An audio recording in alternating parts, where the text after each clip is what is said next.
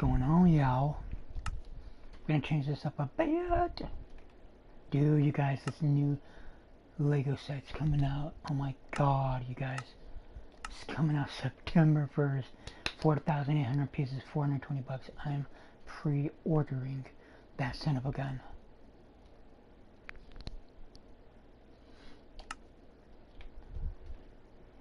Oh, fuck. Doggone it. Hold on a second.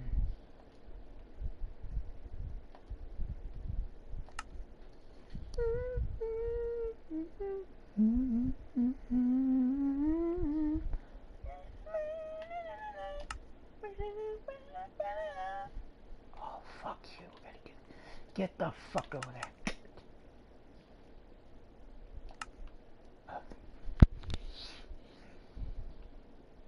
Hurry up.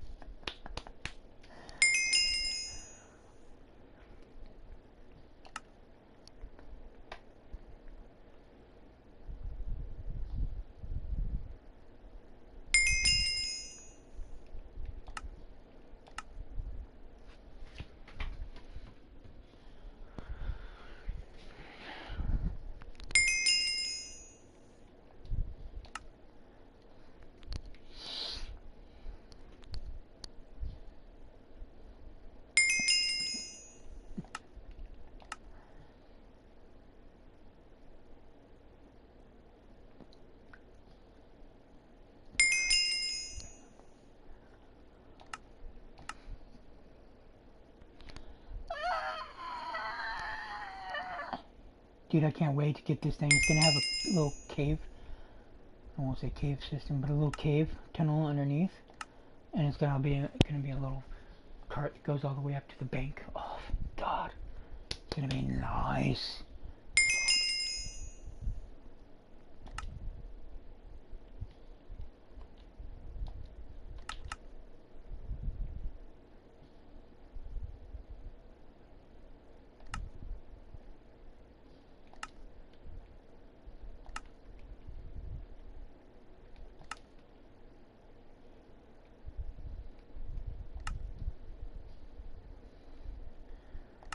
Who equipped you? Sack of shite.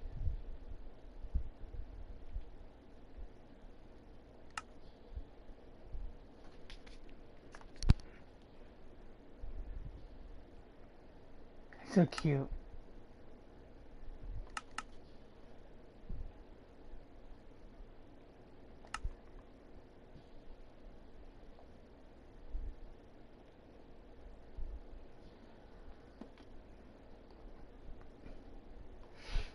Oh, fuck. Okay, you know I need to go to the store. Got my noodles. Oh, Chrome Hills. Okay, Chrome Hills.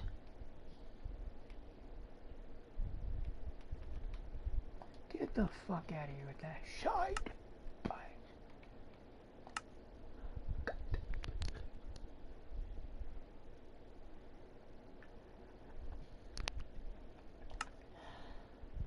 Hold on. Oh, okay, you're back.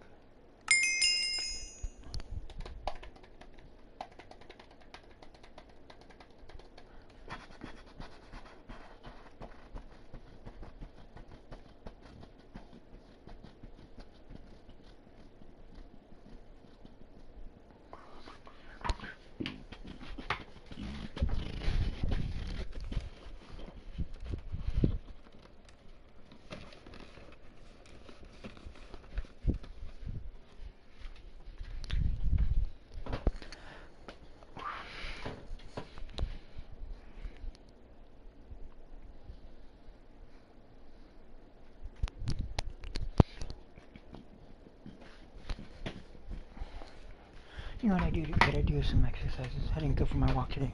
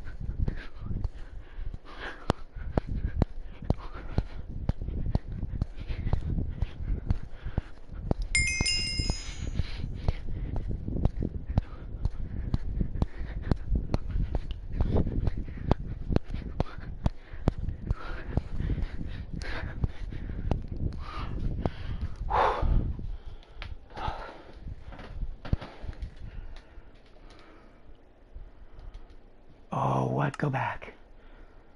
Miami Beach? What?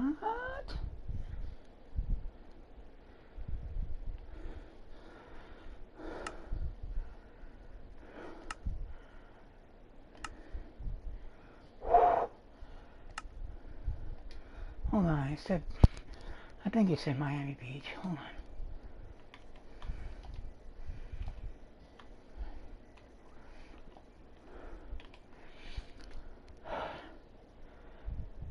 Life in Miami Beach, nice. Nice. Nice.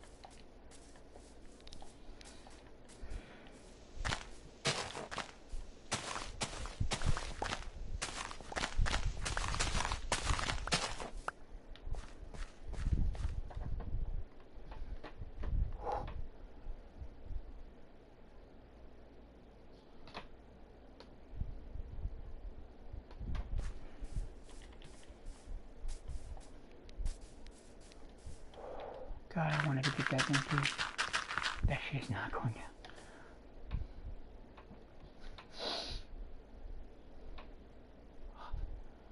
Buying the fuck out of that thing, 160. Whoa. Damn it. Oh, fuck, that's not coming out soon enough. I'll get that some other time.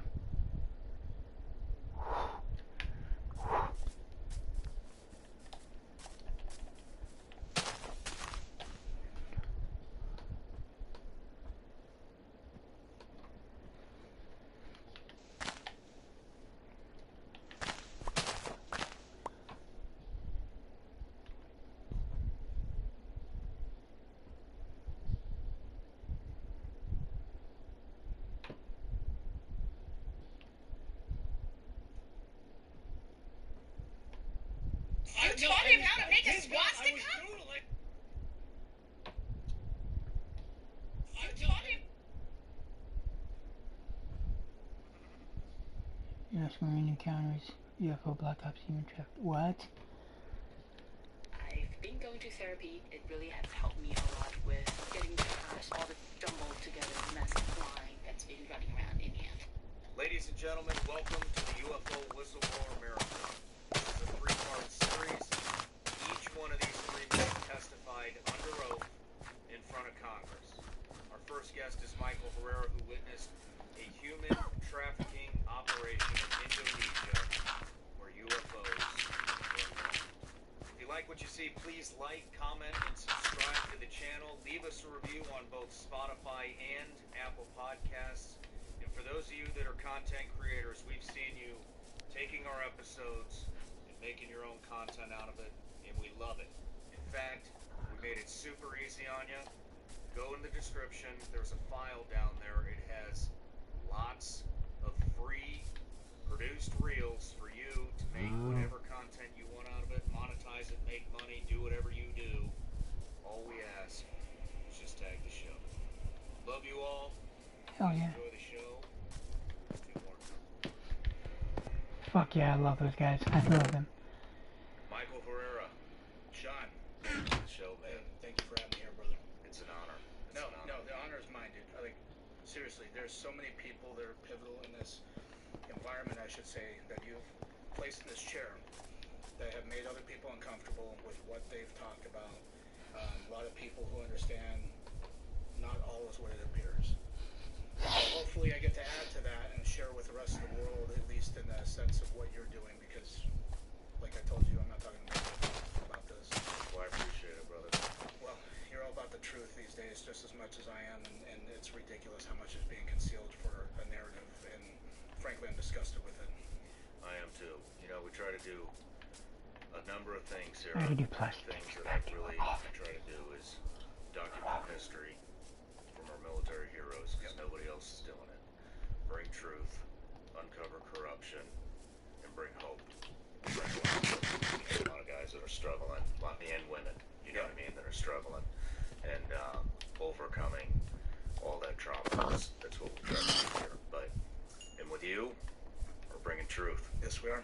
So, And out of that, Started I wanna bring reading hope, Exodus, too, I believe it was, It's chapter not 12. just with what I'm doing, amongst people here that, have amazing stories too. As much as it sounds outlandish, and don't get me wrong, I think, I can agree to that, at least with the outside perspective. Because before my event, I was actually very skeptical on it. I'm like, oh, that doesn't exist. ETs don't exist, aliens don't exist, it's only out of movies and stuff, and it scared the shit out of me when I was a kid in some of those movies. But then this event changed my life in that degree because it confirmed a lot that day. It confirmed multiple facets, not just with the technology aspect of it, but just the level of corruption and how deep this thing goes.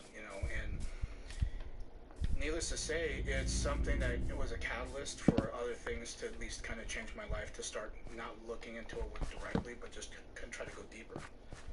What actually makes things happen, So, well, let me give you a quick introduction here, real quick. yeah, go for it. So, Michael Herrera, you were in Indonesia in 2009. You had a UAP/UFO encounter. you were a U.S. Marine 2nd Battalion, 5th Marines, Yes. and you were at Operation Ketsana, correct? Yes, and Ketsana was in the Philippines, and we didn't participate in anything that. We actually got routed to go to Indonesia in that take. We're the only ship. So a lot of people are getting confused with that.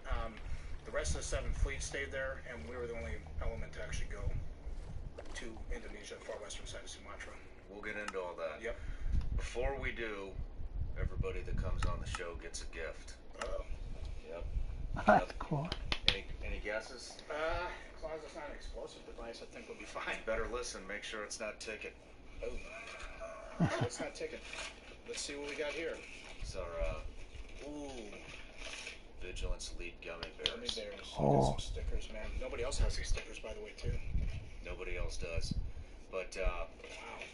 I don't know. Fortunately or unfortunately for you, I'm not sure which. Those are legal in all 50 states, so you don't have to worry about getting up through the airport security or anything. But you live in Colorado, so Hey, they got a little bit relaxed loss of that. Sean, thank you for the gift, brother. you're welcome. man. Appreciate it. That's But cool. so we connected through Dr. Greer Correct. at his conference in D.C. He brought in a handful of whistleblowers. You were one of them. Yes. Greer came on the show. He wanted a military audience, and to get whistleblowers after the new law got passed, where there was Yes. protection for people to come out. And it's funny you say that because 2017, Dr. Greer actually came to Colorado. He was hosting an event in Boulder, kind of doing some disclosure, Like that? kind of talking about some of the technology, ATs, UAPs, and just reverse engineer stuff. Just kind of go like the whole grand scheme of things. It was like a several-hour presentation. And I had my ex there at the time, and I kind of hinted to her that I needed to talk about some things with him. So he was doing a book signing. So I go over to his table, I snag a book, and I'm like, hey, can you sign this? And I was like, by the way, there's some things I need to talk to you about. And he kind of looked at me weird, and I said, it's very serious. So he handed me his card, and he says, don't ever relay this information out to anybody. And me knowing with what I knew at the time, which obviously there was some stuff that were in the works until they recently passed here last year, 2 days either before or after Christmas when they put this law, which I think is the only good thing the administration's done so far, to be realistically speaking. I don't care if that makes people uncomfortable to know, but it's helped me out among other people. It might be the only good thing he's ever done. Fast forward to your show. You had him on the first time. And my fiance and me were watching it, and that's when he started relaying the information and started talking about the law that was being passed. And that's when I decided to reach out to him, and he knew exactly who I was, which was great. It was like having talking to a friend for a while, and obviously they call him out of the blue, and it's just like everything just resumes back to normal.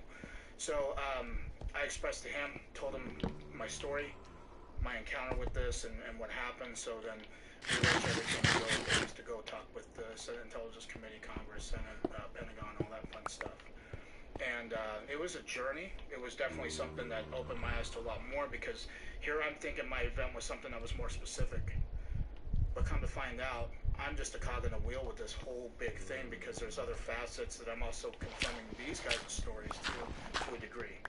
The corruption, secret organizations that have some pull in this, and obviously some of the nasty stuff that they're doing. And there's other people down the road who are going to corroborate what I'm talking about too. I don't know who they are. Maybe some of the Marines that I encountered this with too.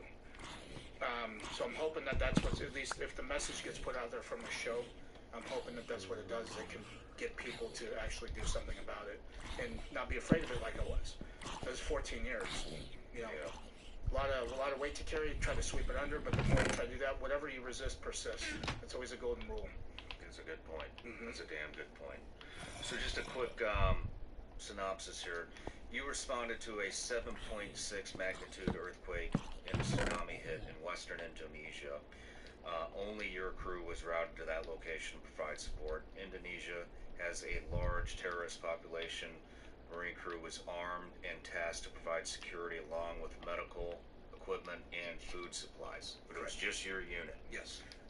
Which there was 5 of you, correct? Yes, there was. And so they ended up choosing the Marines out of my unit, at least in the company, to go out. So it's not like every single Marine in the company was able to do this. they just handpick people to go on these sticks of 6 Marines. So originally it was supposed to be more of like a deterrence, but also overwatch protection, so that way these helos can drop the supplies. The logistics groups that were part of it can then render aid or whatever it is to the local population there. Was it volunteer or were you hand selected? Hand selected. Okay. Or voluntold, I should say. Okay. Voluntold. That's a good way to put it. Yep. And I love I'm that. just curious, you know, what are you hoping to accomplish by coming out? I want other people who have witnessed similar things or are part of certain things that are very controversial but end up being true to come out and understand that what's going on is not acceptable. And this is just a facet of corruption. It may not be the political corruption that's coming out now that people are witnessing with their own eyes. People call them conspiracy theories. What I'm hoping to achieve is to get other people on board to understand that the government supports what we're doing, because they were in the dark about this too. And now they're coming out and they're actually putting the hammer down. Recent bills have been passing as far as the legislation through the Senate Intelligence Committee, saying that these corporations have to give the goods here in 6 months, or else there's going to be some consequences they're going to face, either through the judicial system, which obviously the government's got a lot of weight with that. The other aspect of it too is that they're going to ban these companies from doing contracting work for the government, which means they're going to lose billions of dollars. They're going to go broke. So I'm hoping that they actually comply with this measure, because one, this technology is going to help benefit humanity as a whole. Not in a militaristic sense, because that's just foolish. It's more to help out humanity, because now everybody's going to be on the same level technology-wise. I think the common ground here, and the narrative with that is you're hearing people come out, at least in the mainstream media, is trying to talk about ETs being. My event had nothing to do with ETs. And there's some misconstrued, everybody's going to be on the same level technology-wise. I think the common ground here, and the narrative with that is you're hearing people come out, at least in the mainstream media, is trying to talk about ETs being able. My event had nothing to do with ETs. And there's some misconstrued concepts that are going about. The technology may have come from ETs at one point, and that's what we witnessed. But we witnessed much more of a sinister plot with this, that they're using it. For people who don't know, 2009 during this operation, that's why we're responding, obviously with the humanitarian nature of this, because 31st Marine Expeditionary Unit, that's mainly what the expertise is, at least as far as Marines go. It's not really combat operations for the most part, even though Indonesia, among other parts in that world, are large networks for terrorists and insurgents. So having that expertise of going in and try to help people, I think is also good to us, because it teaches you the balance of it. Instead of being a war fighter, you actually get to help people. Instead of, launching bullets at people, you're still helping people in a different cause. You still get to be heroes for people, which is great. So totally incidental as far as our encounter. When we went onto the slope, because we had our LZ, it was a hasty LZ, and they're dropping supplies. They have, a bunch of stuff, and it's other helos too. They're just kind of forming a perimeter around the city, dropping Marines here. You can provide overwatch. Now, the only thing that's unsettling with this is the fact that they never gave us any comms. You know as well as I do how risky that is. You didn't have any comms? We didn't have any comms. So the Marine that was with me, it was a higher rank than me, was very pissed off about it, because he was a Fallujah Marine, so he went through a lot of shit. Yeah. And one of those things, I remember him kept telling me, he's like, if everything ends up going to shit, and you look at me and if I'm fine, it means that you're going to be fine. And I remember him telling us all that in the stick, and he's a good Marine. He's a very outstanding guy. Learned a lot from him during my time in. And I thought about that concept, but then he started picking things apart too. He wasn't very comfortable with that. But luckily the thing is that we were still relatively, close enough to the LZ, because when the bird was supposed to land, because obviously they were coming in, dropping the supplies, and Way to make a boat. The last one that would come down would land. That's when we'd basically run to the helo, 300 meters. You're in good shape, and you have an average combat load, 120 rounds, so to speak, with an M16A4 and a Camelback. Not really much, so you can make that trek relatively quick. But they also have security on those birds too. With the flight crew, with the gunners on the sides, they had 50s on them. So if there is some opposition, they're going to meet with those on top of us engaging them. So we were positioned near the slope. It wasn't like a steep grade or anything, but it was enough to obscure what was going on the other side that we had no idea what was going on. So we got, naturally you want to take the high ground so you have observation of everything. And this is when we came across this operation.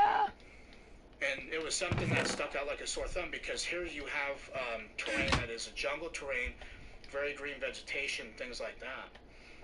And then you have something that's sticking out right in the middle of an opening, and it looks very odd.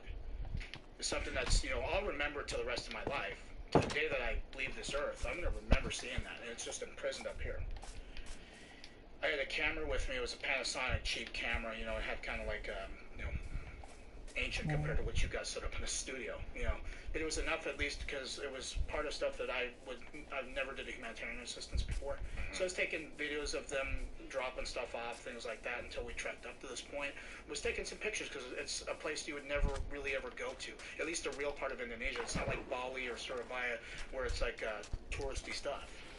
Yeah. This is where it's actual cultured people. You're actually seeing reality here. So it's stuff that I kind of wanted to document and just say, I was a part of this. I can look back and say, I remember that. But then turning to looking north past that slope and seeing that down, and I took some video and some pictures of that. And I had, I stuck it in my gun pouch. I was a saw gunner naturally, so I had M249. That was my favorite weapon. I liked having a belt-fed machine gun. As much as a pain in the ass, I liked having that compared to an M16 or an M4. So because we were in the humanitarian, all they did was give us M16A4s. They had RCOs at that time. They weren't the ACOs. They had the mills on the sides for windage and stuff like that, as well as the PEC-15s. So if we were doing any kind of night range or night operation, we had those with our PODS-14s. So it's just a very basic loadout that we were doing. Nothing really crazy. And when we saw this happen, and I want to say unidentified because right now it's identified. Everybody knows what they are now. They're either man-made or they're not.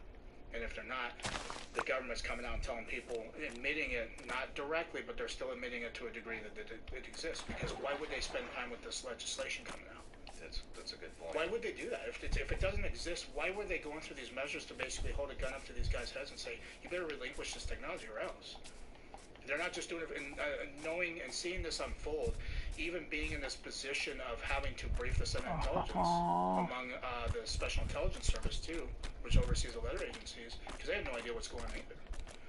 But the fact that all of us coming together and making this loud amount of noise to get something done about it is just astounding. And now they're finally, for the first time in history, they're going through with this and actually trying to do something about it for their own understanding, but also know the corruption that comes from this. Yeah. It's multiple different facets.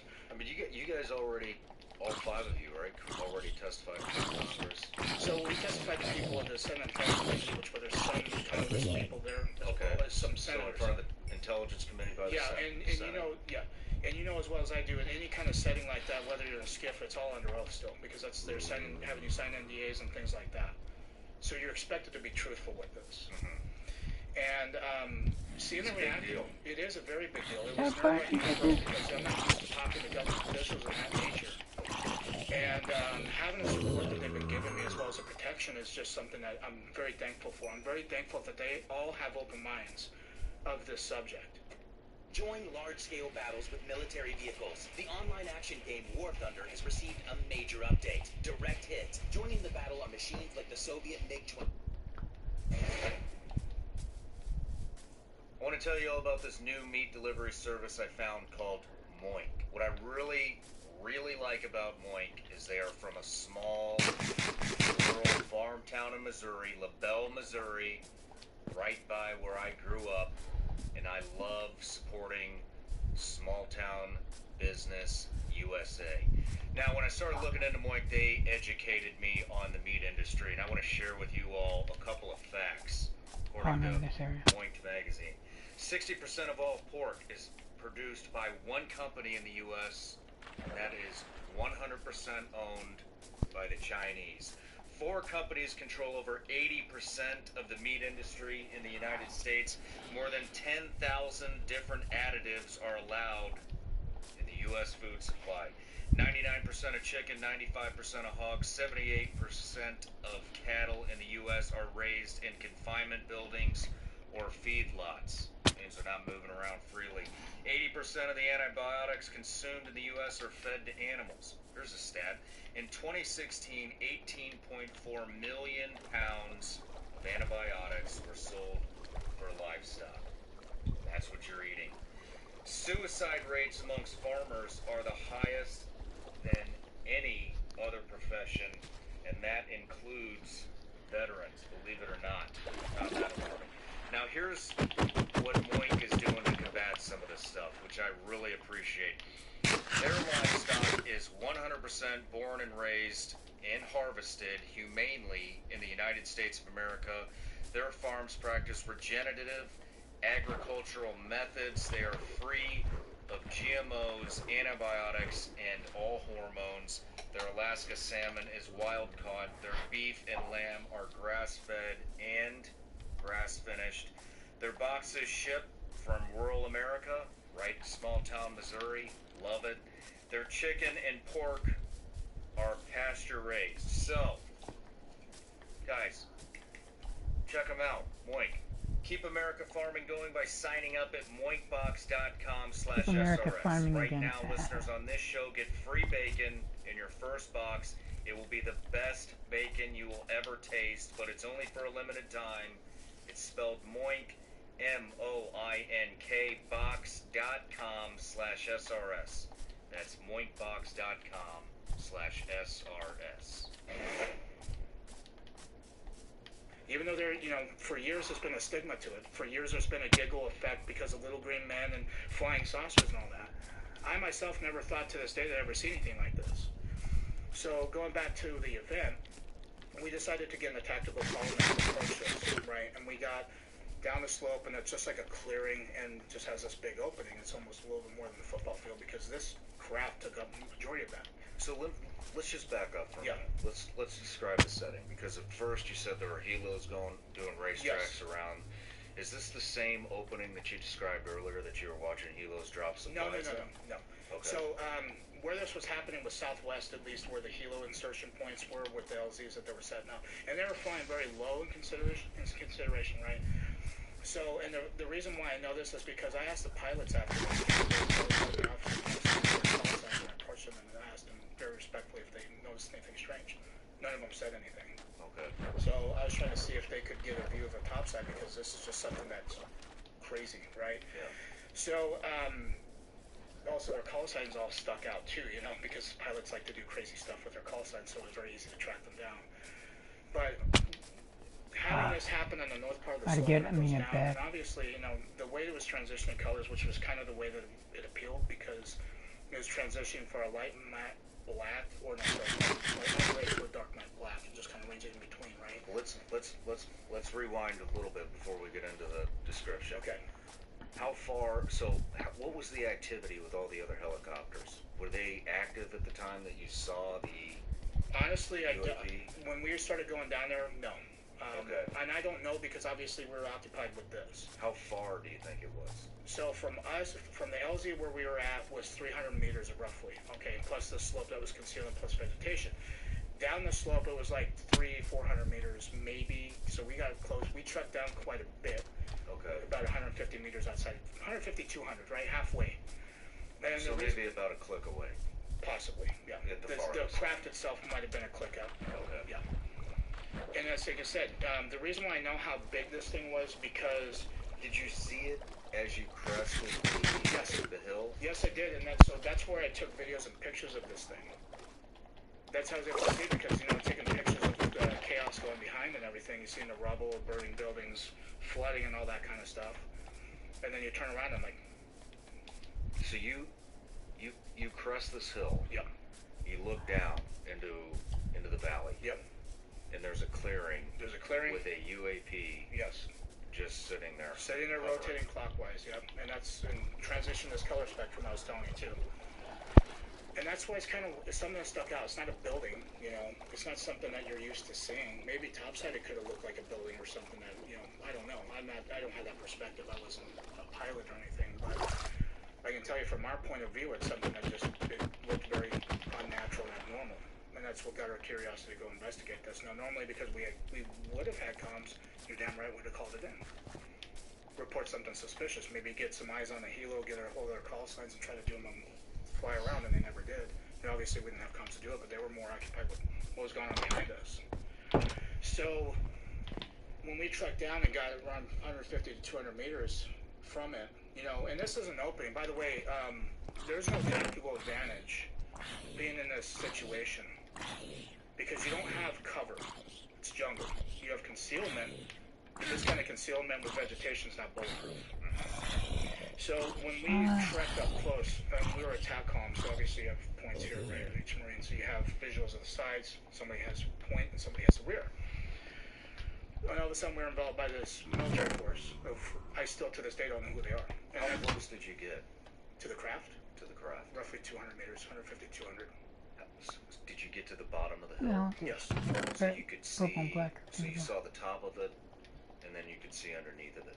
And underneath of it had this platform that was on the ground that was separate from this craft hovering. And it was very weird to see, and I was like, okay, I don't know if that's kind of like a cement pad or something. I don't know if it was like a helipad or anything like that at first. But then started seeing how the material kind of looked very similar to what the craft was. It's like, well, that's separate. So you have something that's on the ground, stationary, and then you have something that's up top, and it's just rotating in a clockwise position. So right when we got close to it, at least 150, 200 meters out, all of a sudden we were engaged, at least not in a hostile manner, at least not gunfire or firefight or anything like that. But the way that these guys moved was so fluid, it was so still. You go It was back to very, playing some very, Ghost very Recon smooth. after a little while. And it kind of indicated to me, after thinking about it for several years, is that these guys have done it for a while. Go check out Because of how smooth this Sean operation Ryan was. show. You guys So subscribe. when we were in a tactical zone going towards the center of this thing, they actually came from the flanks, but it was more of a diagonal, like a corner of the room, so to speak, right? For them, in a tactical advantage, they have interlocking fields of fire on every single person, and they had a team of 8, right? And the gear that they had was black OTV vest, they had black camouflage. So what you're saying is there would have been no they were professionals. Yes, There would have been yes. no Mexican standoff where Yeah. if they fired, they're shooting into their other squad. They had perfect angles. Yes, they did. To where both sides could engage you Yes. Team of 4, so it was like a fire team element. without worrying about a blue on blue situation. Exactly. Okay. So, with that being said, because as they approached us, you'll hear the safeties flip off. Now, your attention to detail when you're seeing this kind of stuff, your senses are very heightened, so you can pick up. I know you've been a combat veteran, you know all about that. Your heightened sense of awareness is going through astronomical changes to it. Hypervigilant. Yes. So you can hear stuff a lot clearer. And that's where you kind of picked up the hum that this object was doing along with these guys flipping their safeties off. Especially M4s, it's very distinct sound. Anybody in this room who's held M4s and has shot them, M16s, things like that, it's very distinct sound to flipping it off. So we kind of knew, and they started yelling at us. They were like, you're not supposed to fucking be here. What the fuck are you guys doing here? Who the fuck are you with? So they knew they were using the kind of lingo that we were used to, especially in the military. So it made me think that at some point these guys actually were uniformed military at one point. Any accents? Not accents. It was just like American dialects. How you and I were talking. At one point they said they were going to smoke us. They could throw us out of a helicopter. It's very easy to get lost in the jungle out here. They kept saying stuff like that. So after they enveloped us, they all pretty much got online. They told us to put our weapons, so we all got online as well. And we had our hands up. We had our weapons slung. And they're having 2 guys watch while there's a guy basically taking our magazines out of our beds. And they're throwing them on the deck and they're kicking them away so you don't have time to react. They also, at the same time, the first thing they did was obviously take our weapon and clear it. But they took the magazine out and they actually held it in a way to where they could pull a charging handle and collect the round and have it not hit the deck. So the way that these guys operate is very smooth. It's very calculated, very precise. You could tell they've done this a lot, that they've rehearsed it a lot. Especially combat operations, you're doing terrain model rehearsals, you're doing rehearsals whether you're clearing rooms, trying to figure all that kind of stuff out. These guys kind of did the same thing, I'm assuming, because of how smooth it was. And because as well as I do, you have new guys that join a unit and they're not that fresh. They're very choppy because they have the basic understanding of either how to stack up and do room clearing. And the guys that's been through combat deployments and all that, they're very kind of methodical, very smooth because they know what to expect. These new guys, it's not the same thing. You could tell these guys were seasoned. So, as they did that, they actually, each Marine had 2 guys on them, plus one that was taking the stuff off of them. They actually knew where our military IDs were because in Marine Corps order, you have to have them in your left breast pocket. So there were 15 of these guys, 3 on each Marine. No. So they had other guys right here, and they had 3 that were just going through each Marine. Okay. While other people were holding each Marine at gunpoint. And they're not like super close to us range-wise with, because if you get a muzzle close, I mean, it's easy to grab it and, kind of fend off, especially with a rifle. But these guys were off at a standoff distance, and even if you try to move, they could smoke you. One search team of 3 guys. Yes. And then the rest of the squad was aimed in. Yes. Oh, okay. Yeah. So, and again, they're not anywhere where they could actually.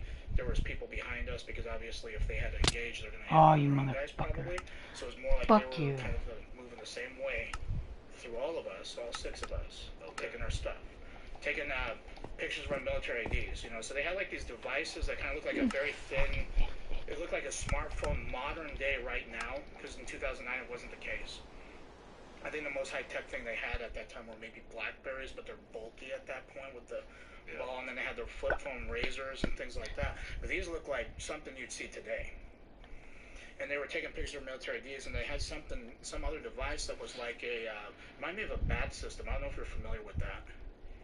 Describe it. It's like a biometrics tracking system. So what it does is when you come across with an insurgent, you can take pictures of their face, their retinas, fingerprints, something like that. But they were trying to scan our IDs with this thing, and it wasn't working. So they're kind of getting frustrated with it. So as this is going on, Did they collect biometrics from you? No. Okay. No. Which they took pictures of us, but that may be enough. And then they took our IDs, because some people I talked to that are in the special operations community with that, they said, yeah, we have the ability to scan IDs, and it tells us everything about you. Military IDs, driver license, things like that. So it's very high-speed stuff. And considering this is in 2009 compared to now, of course, they had this thing that they were using to load up stuff. It's very advanced physics, something hovering off the ground, not making any sound, but an audible hum, like a guitar amp or something that's like a transformer. So it wasn't like. It didn't sound like a jet. No. It didn't sound like a helicopter. Hell no. There was no engine noise. Nope. Just a hum. Just an audible hum. It's very creepy to see because it's not normal. Was it like a bassy hum? Yeah. Yep. Like a guitar. Like if you were to unplug it, it wasn't the same pitch, but it was like the same kind of sound, same kind of noise that it emitted. And so as they're searching us, we're watching this thing happen, and that's when we start seeing trucks come from our left and go onto this platform. And they were up-armored 350s. I know exactly what 350s are. They were kind of beefier trucks. They were matte black. When they were coming at us, and they go left. And I was glancing between what was going on in front of us with these guys, and then all of a sudden glancing over to what was going on behind them. And that's when I started seeing the key details of this thing. Like it had like a scale pattern on it, kind of like an octagonal. Because the craft itself was like an octagonal shape where you could see points. That's over here. And a pyramid structure on top that was black, and you can see the shadowing of it as it rotated. But it was rotating very slow. And then it had like these vents on every single corner on the middle part of these the panels anyway. There was like a Vanta black. It was like a dark black that would like absorb light. Very weird. What do you mean by that? A dark black that would absorb light? So, you ever familiar with the BMW they painted Vanta black? It was like a very super dark black. It's not like a reflective material at all. A matte black? Yeah, but very, very, very, even darker than matte black. Okay. Like you can shine a light at it and it won't even illuminate. Like the Batmobile? Kind of. Something like that. But it's super dark black. It's not like a reflective material at all. The matte black? Yeah, but very, very, very super dark black. It's not like a reflective Get the material. fuck out of here. Super dark black. It's I'm not gonna like a kill you, reflective you material at all. The motherfucking matte black? YouTube They're video. up-armored 350s. I know exactly what 350s are. Fucking dumbass They're video. kind of beefier trucks. They I'm were gonna kill matte this black. video. When they were coming at us, and they go left. And I was glancing These guys are between cool. what was going on in front of us with these guys, Hold on, and guys. then all of a sudden glancing over to what was going on behind them. And that's when I started seeing the key details of this thing. Like it had like a scale pattern on it, kind of like an octagonal. Because the craft itself was like an octagonal shape where you could see points. It had a pyramid structure on top that was black, and you can see the shadowing of it as it rotated. But it was rotating very slow. And then it had like these vents on every single corner on the middle part of these the panels anyway. There was like a Vanta black. It was like a dark black. Billie Eilish. Wendy's BOGO dollar deal, your dollar never tasted so good. Wanna So fuck this everyone's hot gonna bitch. get Spicy chicken chicken sandwich sandwich. and nuts. I was gonna say a frosty and a frosty. You can do that. No, Willie's really smart.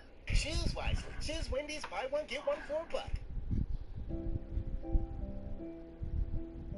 Oh.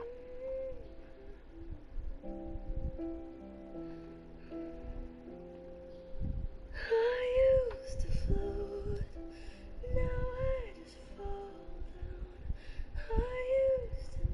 love you, Billy.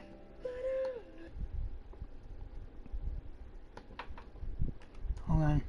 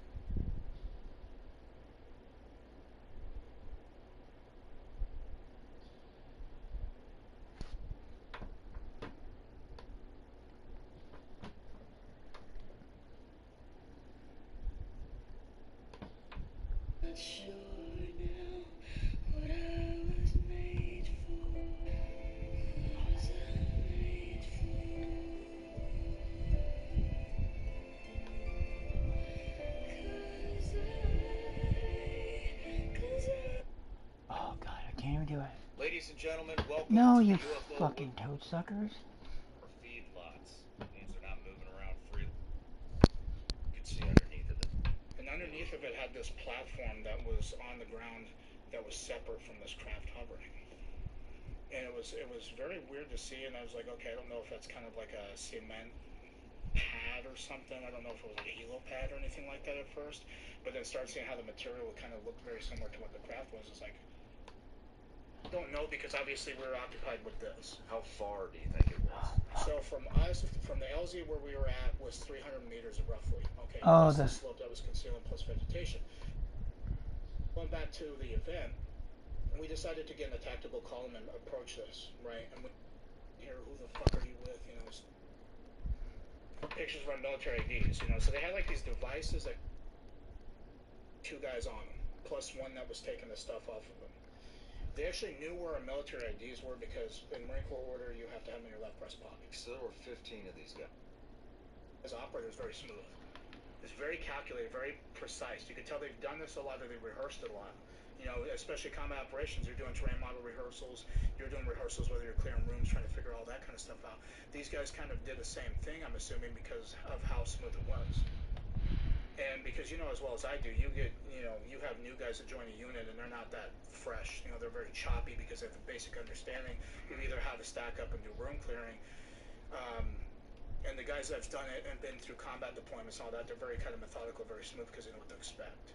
These new guys, it's not the same thing. You can tell these guys were seasoned. So, as they did that, they actually, each Marine had two guys on them, plus one that was taking the stuff off of them. They actually knew where our military IDs were because in Marine Corps order, you have to have them in your left breast pocket. So there were 15 of these guys, 3 on each Marine. No, so they had other... You know, hold on a second. Remind me of a BAT system. I don't know if you're familiar with that. Describe it. It's like a biometrics tracking system. So what? This is a switch bike. This is I'm gonna fuck back to switch bike, bitch. God damn bike.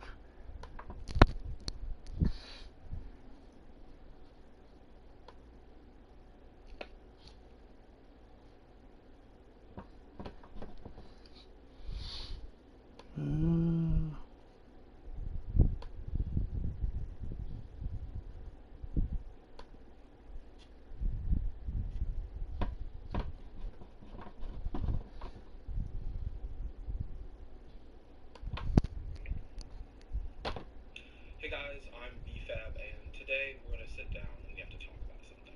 So, over the last 4 or 5 years, I have... Okay, so... Hold on, guys.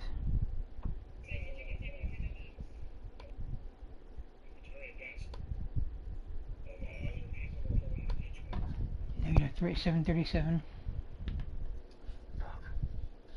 Negative 310.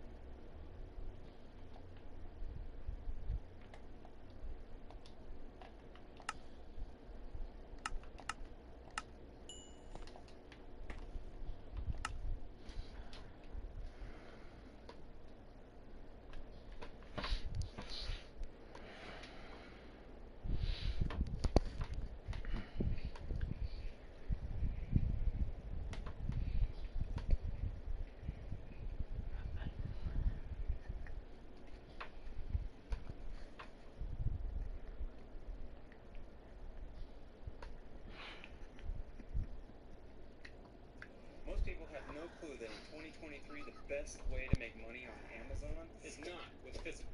Its tracking system. So what it does is when you come across an insurgent, you can take pictures of their face, their retinas, fingerprints, something like that. But they were trying to scan our IDs with this thing, and it wasn't working. So they're kind of getting frustrated with it. So as this is going on, Did they collect biometrics from you? no, Okay. no. Which I mean, they took pictures of us, but that may be enough. And then they took our IDs, because some people I talked to that are in the special operations community with that, they said, yeah, we have the ability to scan IDs, and that tells us everything about you. Military IDs, driver license, things like that.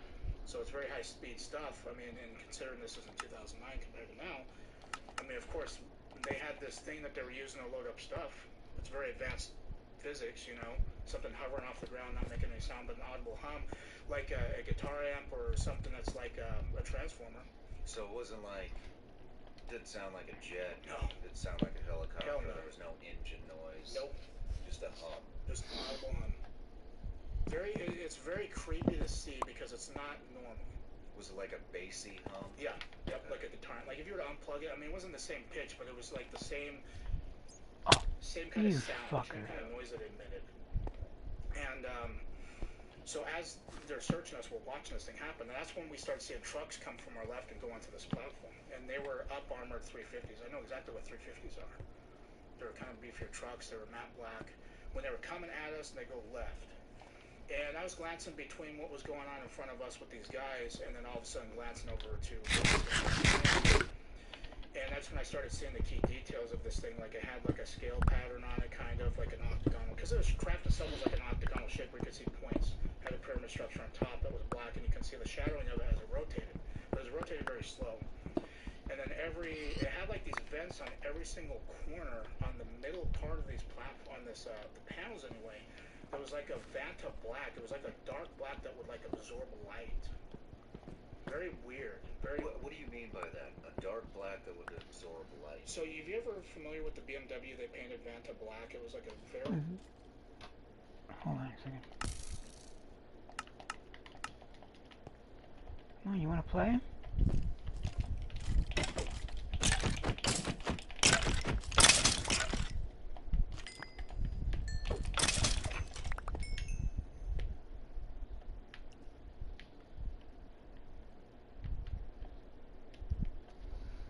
Vanta black.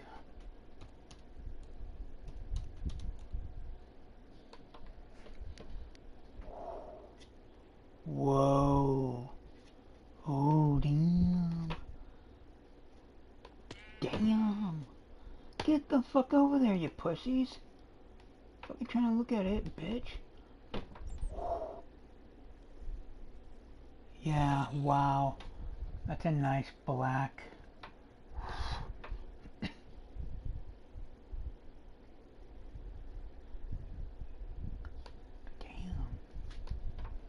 Super dark black. It's not like a reflective material at all. But matte black? Yeah, but very, very, very, even darker than matte black. Okay. Like you can shine a light at it and it won't even illuminate. Like the Batmobile? Kind of. Something like that. Shining light on Vanta.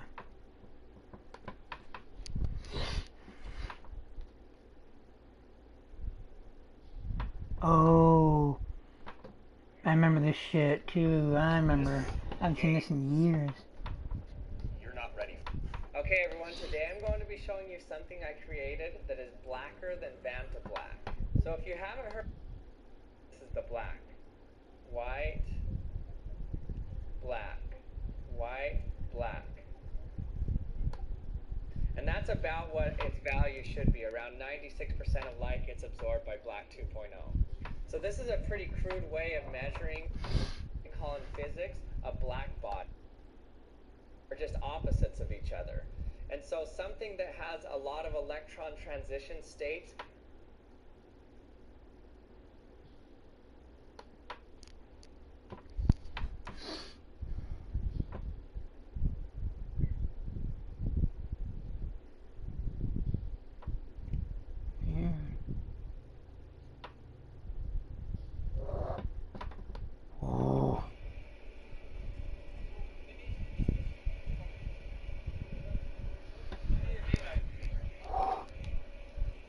can't wait to be able to afford one of those.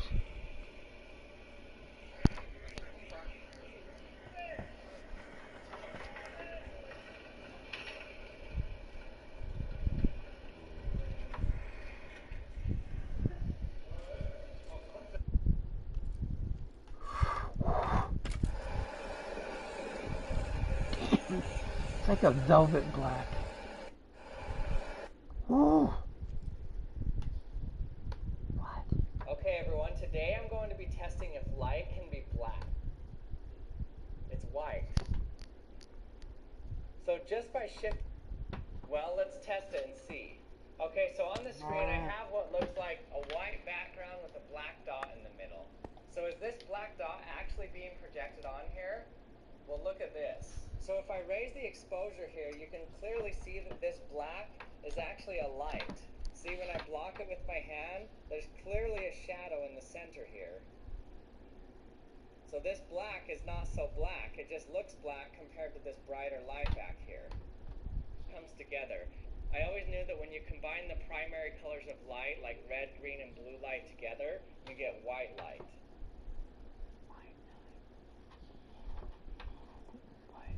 I like this song. It's tracking system, so what it does is when you come across with an insurgent, you can take pictures of their face, their retinas, fingerprints, something like that. But they were trying to have, they were trying to scan IDs with this thing, and it wasn't working. So they're kind of getting frustrated with it. So as this is going on, Did they collect that? no. Which I mean, they took pictures of us, but that may be enough. And then they took our IDs, you know, because some people I've talked to that are in the special operations community with that, they said, yeah, we have the ability to scan IDs, and it tells us everything about you. Military IDs, driver license, things like that. So it's very high-speed stuff. I mean, and considering this was in 2009 compared to now, I mean, of course, they had this thing that they were using to load up stuff.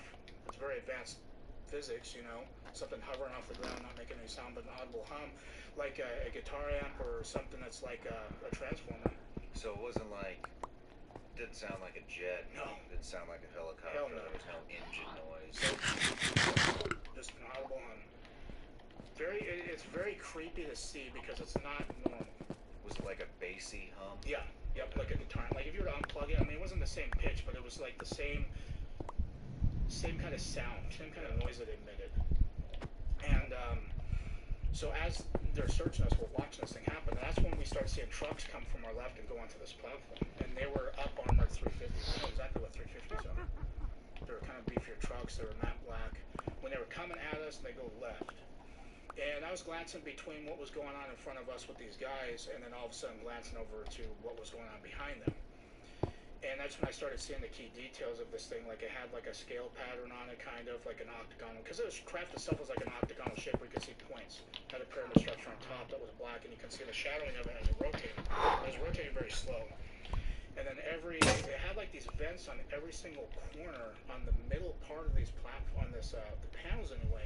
There was like a Vanta black. It was like a dark black that would like absorb light. Very weird. What do you mean by that? A dark black that would absorb light? So, if you're ever familiar with the BMW, they painted Vanta black. It was like a very super dark black. It's not like a reflective material at all. A matte black? Yeah, but very, very, very, even darker than matte black. Okay. Like you can shine a light at it and it won't even illuminate. Like the Batmobile? Kind of. Something like that. But even, it was like very dark. So, the only thing to describe was like a Vanta black. Okay. And, so when you mean absorb light, you're saying if I shine a laser on it, you might not even see the laser. Correct. Or it would be very dull. Correct. Okay. Something like that. So we're watching these vehicles, right? These trucks. Now the thing I was saying on the front of them, because you know Humvees, the military has, they have the IR lights on the front near the headlights that you can drive at nighttime with your nods. So they had the same thing because they had the same kind of slits that had the IR lights. But they had weapon cases in the back of each truck bed. And, you know, you could store like a couple hundred weapons, maybe 100 weapons, maybe a platoon, a company-size element. And it was the same Pelican cases that we would use to store stuff when they were transporting, you know. So very big cases on 2 of them in each truck bed. And then they had a shipping container thing. I mean, it looked like a shipping container, but smaller and half the size. And the thing that was different about this is it had a cylinder on the front of it that was towards the truck. It was like parallel to the ground, just a cylinder right on the top of this thing. And for years first I thought, okay, you know, like, it's got to be oxygen supply or like a vacuum sealing thing that you would, you know, because obviously I'm thinking it's drugs. I was like, okay, so it's a very advanced way to do that, just years of thinking of this. And come to find out, when I gave my speech in D.C. on that Saturday for the Disclosure Project with Dr. Greer, Oh, yeah. he's got a lot of people coming out of woodwork, by the way. And this gentleman, I'm not going to give any detail. I know a little bit about him, but he works in some of these projects at some very controversial facilities. He's aware of what was going on. After I gave my presentation of this, he confirmed, he says, no, he's like, I don't want to leave Michael hanging out there, but I was not expecting to come and talk to you about this. And he went explaining what the operations do, why they do it, and what they were using them for. And he says, there's not drugs that they're putting in these shipping containers. He says it's humans. Human trafficking. Yes. His own words. And, he, you know, of course. And he also wants to come forward, at least with him and 30 other people that That's are what I involved with that. was saying. But it was very disheartening to actually get that information relayed to me, because here I'm thinking for years it's drugs and it's a much same sort of thing. But it makes sense because they use natural disasters that people would be missing anyway. Yep. Scoop up people. I mean, Yeah, I definitely just, people, yeah. I've been covering human trafficking this year. Right. And it's, you know, a lot of the human trafficking comes from third world countries in distress. You're in a third world area. Yep. In distress right after an earthquake would be, I mean, it's prime time to do a human trafficking operation. Right. How big were the containers? I would say probably 8 feet and 10 feet. 8 feet tall, 10 feet. So like maybe half a Connex box? Yeah, about that. Okay. And they were kind of like on the trailer that was underneath was kind of like a regular Humvee trailer that you would see kind of pull stuff. Something like that. How were they being lifted into the craft? So they were driving onto this platform that was angled, so it hit, and it just raised up, and they were just driving on this ramp. Oh, the But the truck whole would go thing, up? yeah, but the whole thing was a ramp. Okay. Like a circular ramp. And I mean, obviously I can't see what's on, the other side of it, but I'm assuming because it's a circular pattern that it's going to be the same on the other side. Because they would drive onto this platform, and at that point I saw all the doors open, 4 guys would come out, and then I'd go back to what we're facing here with these guys searching our stuff, asking us questions, taking our IDs, trying to intimidate the crap out of us. And so I can see the guys come out of the truck, and that was making me think too, like, at a tactical advantage, we didn't have that. There's only 6 of us, basically trained infantry Marines. And there's these guys here that are, you know, doing this operation and very skilled, very methodical, very calculated, very precise. And if there's 8 of them, and then all of a sudden every single truck has 4 of these guys, I know that it's not just these guys that are running the perimeter. They could have been 40 or 30 or 40 people. Yeah. They've been platoon size up. And the fact that we have no concealment, we barely have any concealment, because if we were to run and bank off the sides here to go to our front, they could just think there's nothing to hide behind. Vegetation ain't gonna stop bullets, you know. But so there's a lot of questions I have too, because it's, you know, obviously if we would have engaged them, then the whole rest of the force behind us would know about it because they'd heard the commotion. Yeah. How many containers do you estimate were put into the craft? 4, because I saw 4 trucks. 4 containers. Yes. And there could have been more, but at that point where we saw, we could have, you know, because we stumbled onto this thing. We ruined their operation, so to speak, because we weren't allowed to see that. Let's talk about the craft. Okay. How big was it? 300 feet is what I'm estimating, about a football field. And the reason why I say this is because we flew on CH-53 Super Stallions. I'm sure you're familiar with those. Your time as a SEAL. They're roughly 100 feet. All right. So from nose to tail, if you lined up 3 of them, it'd fit 3 of them under this craft. Because I can see, you know, especially the operation behind us, you kind of see them off in the distance, so you try to gauge, you know. As a Marine, you're always trying to judge distance, you know what I mean? Because if you're having to engage, but lo and behold, you happen with these guys. But that's how I know it was around 300 feet. Okay. That's a, and it was circular. Circular. It's like an octagon because it had like corners on it. That was like an octagon shape, but still circular. Could you see? Was it one smooth piece of metal? No. Was it panels? Panels. How were they? How? Just describe more. Were there windows? So, there were not windows. colors. Nothing I could see like that. It just had that Vanta black vent looking things on each corner. That's all I saw with that. And it had like a octagonal scale pattern that went through it. It honestly reminded me kind of like a design for an F-22 Raptor. Okay. You know, I like the top of it kind of looks like that. Yeah. That's what it kind of reminded me of with the transition of those colors.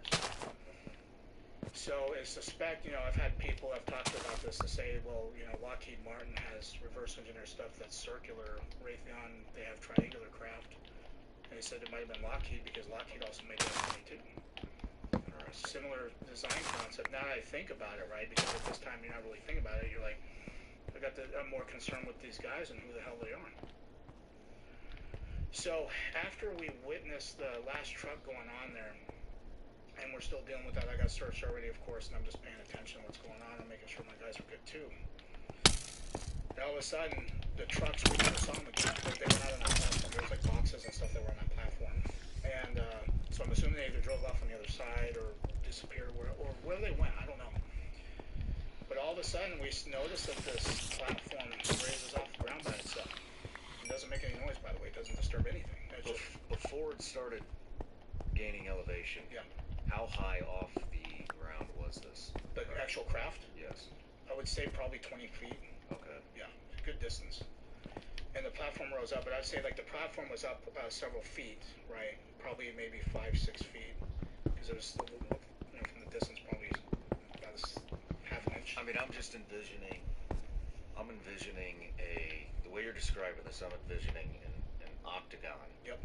Rotating clockwise with a drop ramp similar to maybe something you would see on the back of a C-130, C-17, but circular. But circular and separate. There's no cables, there's no... Okay. Yeah. Was the ramp attached to the craft? No. So there was just an opening? There was just an opening. Like the bottom part of the craft, that was what I'm assuming, because that's where I saw it lift up and go into. It was like the bottom part. It was like the floor itself was like the platform, and they were just rolled up, right? But at the same time, the top part leveled a little bit to meet with this. And as that happened, you start to see it rise up past the tree line. It's not like a super fast and just rapid, it's just like kind of slow. As that's going on, the rotation has not changed. The audible hum has not changed.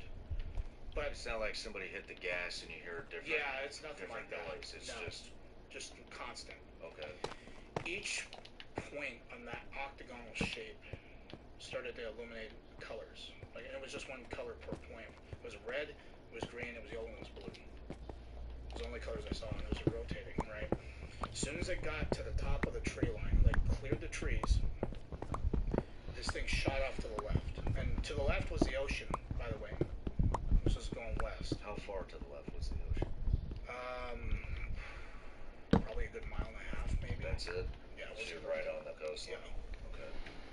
Probably, I would say maybe, could be a mile and a half to 3 miles, I'd estimate, because I mean, that's just estimation, I don't really know. Because it took us a little bit when we landed into the, near Padang City, because we landed at the airstrip, and then we took like a several-minute flight going from southwest to like northeast part, roughly. So I'd say probably a couple miles to kind of estimate. And like I said, it didn't change pitches of noise or anything, and it just completely shot off. I mean, it's just like a blur that went left. Didn't make a sonic boom like you see a fighter jet and you see the pressure that, you know, the way that happens. It didn't disturb any of the trees like rotor wash would do on a helo or a jet flying the map of the earth and leaving exhaust and blowing the, you know, you kind of see Top Gun movies without cranks up on that. Nothing. There were even coconuts that you could visibly see on these trees. None of them were disturbed. Oh shit. Yeah. And me, I like aircraft. You know, that was my thing. You know, I wanted to be a pilot, but that didn't happen. I wanted to fly the Harrier. And I know about aircraft. I know everything that we've got. I know everything about them. You know, from a little kid, that's all I wanted to do. You know, but obviously, being a crew was the next best thing. So it wasn't something I've never seen before. Something I know that we didn't have, at least in the conventional wise. On top of the military force that was there. Ladies and gentlemen, it has been a minute since I've done a Bub's Naturals commercial, but it has not been a minute since I've taken the best shit of my entire life. Actually, popped one out this morning. It was amazing. And I'm going to give you the secret. You ready? Here's the secret. You want the secret for the best shit of your entire life that you can do, I don't know, every day, maybe multiple times a day? Here's the secret. Bubs Naturals Collagen Peptide says it's good for joints, hair, skin, and nails. I'm surprised they don't put on there it'll give you the best shit of your entire life, but hey, I get it, right? And you mix that with the Halo Creamer that's MCT oil. Put these two together, you're gonna have a explosive hell of a day. These things are both Whole30 approved, NSF certified, and USDA approved. So there's that. On top of that, hold on, wait, there's more. If that doesn't get you going, which I guarantee you it will, you've got Bub's new coffee. So this is the first ever coffee bean Whole30 approved, if you can believe that. And we all know coffee can, speed things up a little bit in the morning. But hold on, wait, there's more.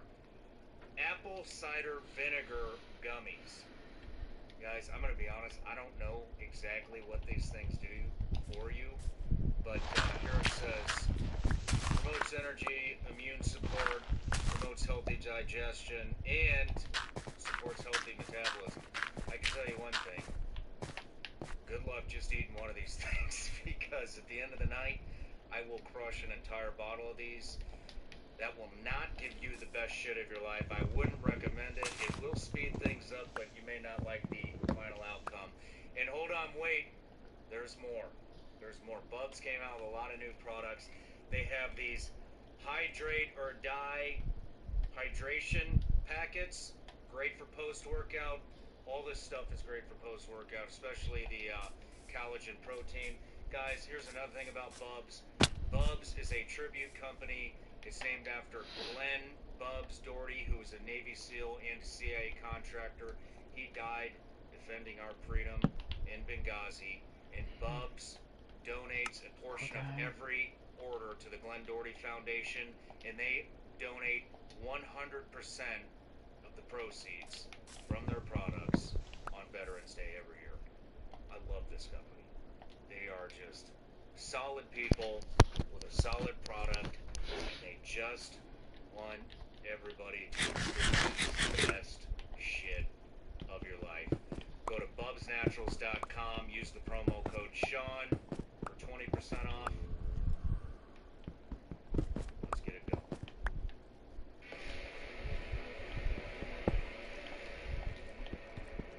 We're all hooked up, ready to go. John Master's got his arm up, getting ready to hit me in the back.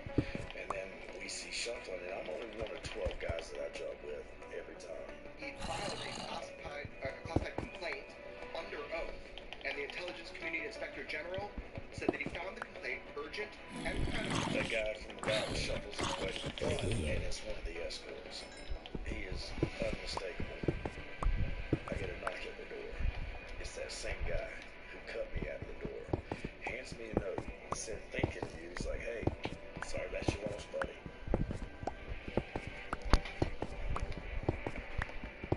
I think it gives weight to a lot of people that have come forward and talked about having direct first-hand experience. To me, it just felt like somebody looking you dead in the eye and said, I can touch you anytime I want. Well, when was the assassination attempt? So we go inside. Meet another escort in there. Take us to this freight elevator. One of the guys looks at my dad and is saying to both of us, keep your head down, your eyes on the hills and that in front of you, or you'll be shot. What could somebody threaten you with to make you turn your back on your own child?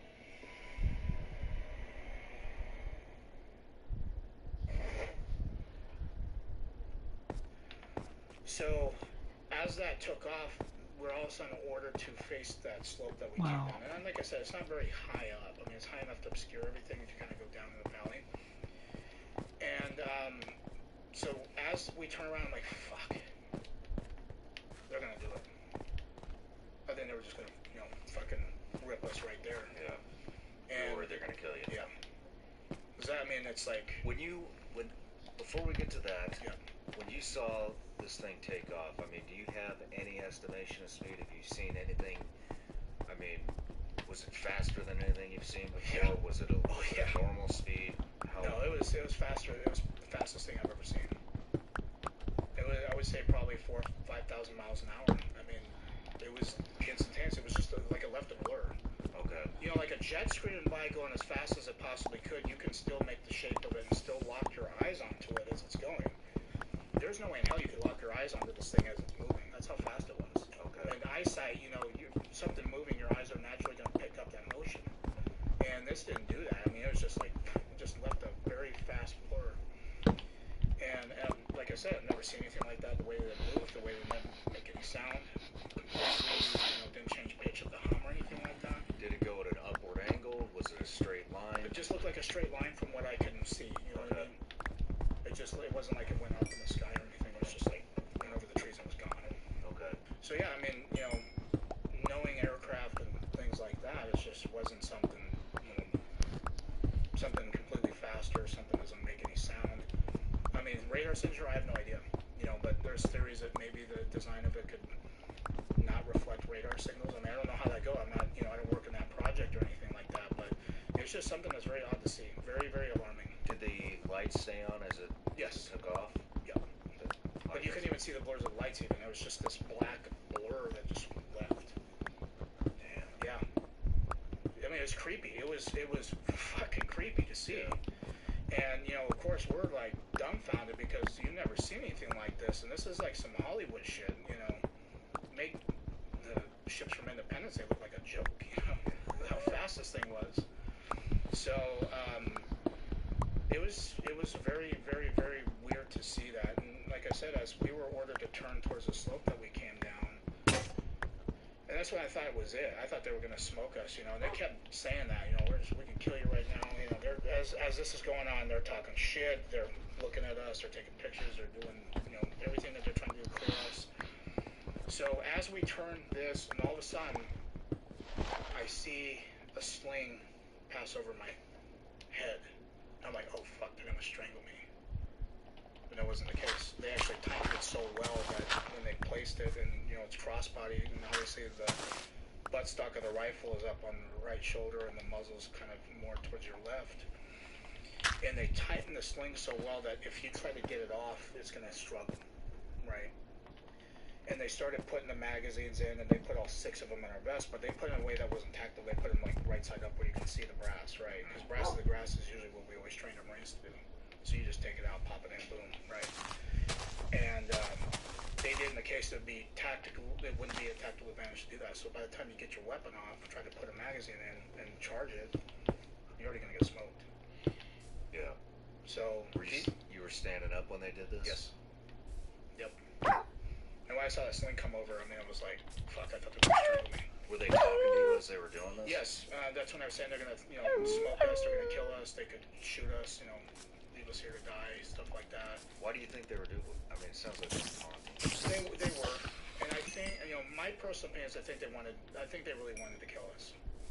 But if they made any, I mean, because they didn't have suppressors, you know, they had M4 A4s, they had like the high speed setup, they had actual ACOGs. They had the honeycombs on them. They had the PEC 16s, which is a step up from what we had. They had steel magazines. Their weapons were like they were brand new. Do they have nods? No. They had ball caps, though. Ball caps? Yep. They had no insignias, nothing that would signify what their rank was, nothing that would signify what branch if they were. There's nothing to identify. And, you know, law enforcement agencies have typically tried to be can't really identify who they are specifically, and it's like how these guys were doing the same thing. Because I know in AOs, at least where you have friendlies, you want to identify who's what, because that's how you're going to coordinate between everybody, you know, who's friendly and who's not. So if you're having to do anything like airstrikes, post-air support, CASEVACs, you know what to say and what they look like. Paint the picture for what you're getting into to provide other people that intel. And these guys were just uniform black, ball caps, and it's just, you know, it's very obvious that these guys didn't want to be identified, but they had American dialects, they had American lingo similar to what Marines would use, or at least military. So that's why my suspicion is I think that these guys at one point were uniform military, and maybe they got swept into this program, whatever it is. Did you see their faces? I did. They three of the guys had facial hair, right? Kind of stubble. Some of them kind of not really long beards, but like an operator look, you know what I mean? Yeah. The rest of the guys didn't. Some of them had kind of blonde hair, at least you can see from right here. Some of them had like black hair, and then just regular white complexion. Some of them had blue eyes, some of them brown eyes, and I think one guy that I saw had, he was the one that was mainly focused in on us as we were getting searched. And you can see he had kind of like grayish blue eyes. I had to do something here. So I don't know what military force. I mean, obviously it's not conventional. Yeah. Because, the question, if they ever come out and they decide to ever do this and say, yeah, I was there with these guys, I would have a question. So the question would be, why did you let us go? Or what were you guys doing? Well, why were you guys doing this for the matter? Because this isn't something that, me consciously, there's a lot of things, especially finding out that this happens to do with human trafficking. Morally, I could never do that. Yeah. That's a touchy subject for me. They might not know. Yeah. And that's just it, too. I mean, they could have. I mean, maybe the guys in the trucks were more of the darker side of things that were doing the hands-on, and these guys were securities. I mean, there's so many theories with this. I've seen some flack on Reddit about this. And you got all these armchair quarterbacks like, oh, I wouldn't have surrendered my weapon. Oh, yeah?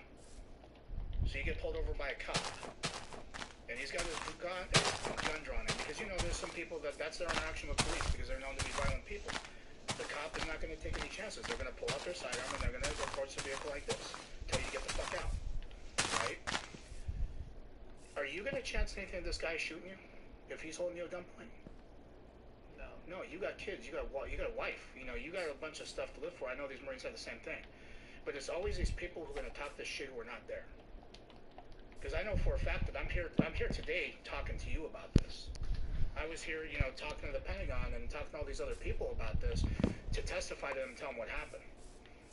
And I'm glad that, I'd rather get the flack than to have to sit there and actually, whatever story they would have spun up to say that, maybe one Marine got PTSD or something, decided to kill his own squad and then kill himself.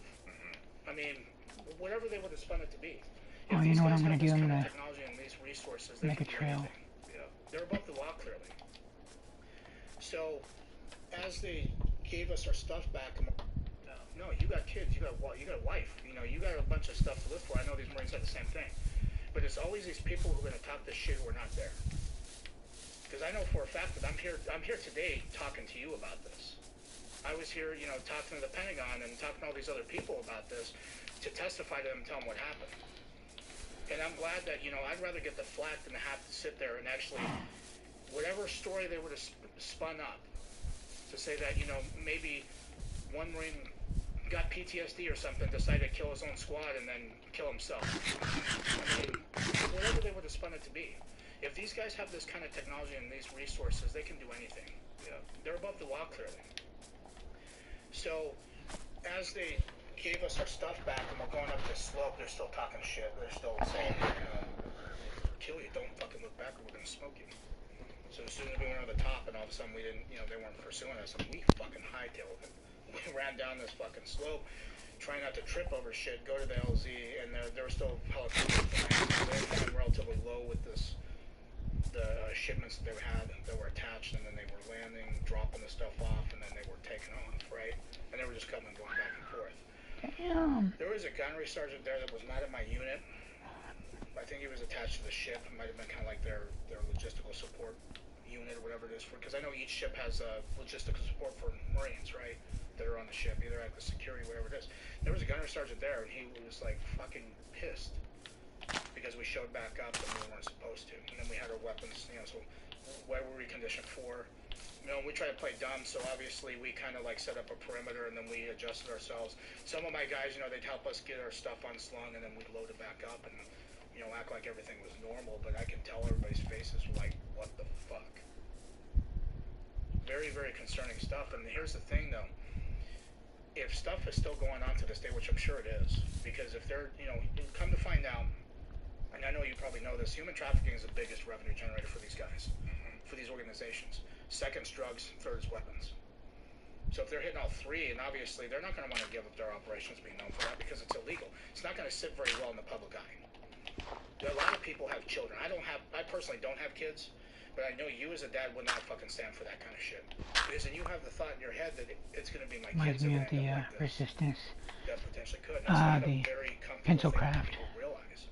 And having them known to see this happen, it sucks. And this is kind of more why I'm pressing towards getting the resolution done with this, to make the government aware of it. Because if that's going on, it's got to be stopped. That's some evil nature right there. And I can't believe that there are actually people participating in this. And if they know about it, fucking shame on them. Yeah, you know, it's very interesting. There are two subjects that I really wanted to dive into this year. Is I'm fascinated with the UFO UAP genre, Right. and I want to expose as much as possible the stuff about human trafficking and Right. everything that goes into it. We've already started that, and to see these two arenas start to intertwine is, I mean, it's very alarming. It tells you how much money is being spent. And it tells you that there's companies here that the government doesn't know about that are participating in this. Yeah. And it's not even, something that happens in the United States. It may, it definitely does. But to see the operation, because think about it, it's perfect cover. Because let's say if you're hiking somewhere out here, and you see that unfold, and you try to call the police, you try to call, federal, state, local agencies, or even the military for that matter, try to report this, are they going to take you serious? No. They wouldn't. I mean, it's becoming more and more common Yes. as time goes on. But yeah, it's what sucks about this is we're in this time period where everybody knows.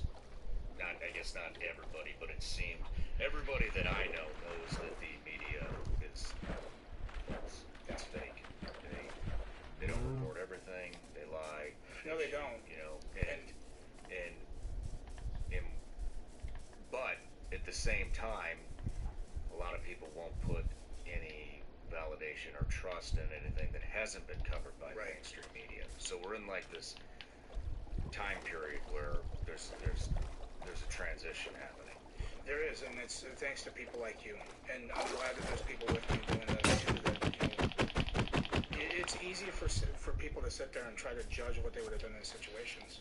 And the bottom line is we have gotten a point in our life, and I don't mean us specifically, but I mean the rest of the world, where they get so disturbed with things, but they don't do anything about it. They want other people to do it.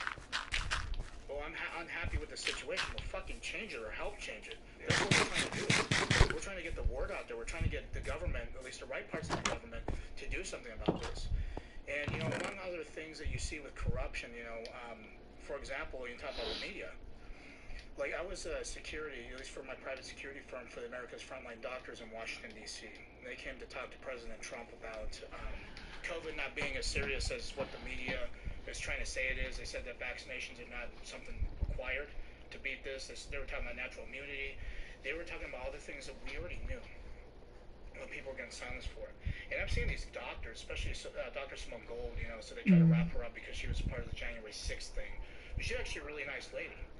But she's explained to us how everything worked because they took us out to dinner, to try to thank us, and it was very cool to network with these people. And then all of a sudden you go after the event and you start seeing the news articles pop up about these people. And it's completely defamation. It's completely stuff that's not even related. And it's one of those things that it sucks to see because their lives were ultimately ruined for speaking out about the truth. But here's the thing, there comes great risk to stuff. My life doesn't get lavish because of what I'm doing today and what I've been doing. It becomes hell. I've had numerous encounters with fucking helicopters hovering over my house. They were hovering over my dad's house. They get so low that they rattle the walls. Scare the shit out of the animals that we've got. His dogs were going fucking crazy at that point. And he was concerned because he was home and he was like, I've never heard anything like that. So, I've taken videos of this too, but seeing Blackhawks, seeing regular black helicopters that don't even have insignias on them, nothing, and they're just sitting there. But the thing about it that is at least noticeable about this, and it's just kind of there's a hysterical factor to this, how much money they're fucking spending on this to happen, to try to either intimidate me, officials and even some government officials, I know they're having the same thing happen to them. Because they told me about it personally. Through our encrypted source of what we talk about. So they instructed me that anytime that something like this happens, that I can record it, take pictures, because they'll see the timestamps of everything taken, and they'll know the time and they'll investigate it.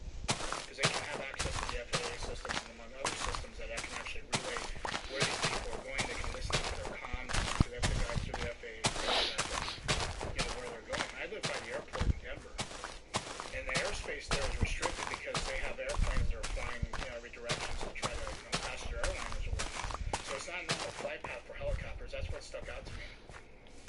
They were doing it in my place of business, where they'd fly over, they'd stop, and then, you know, they would bait my dad's house to get low, you know.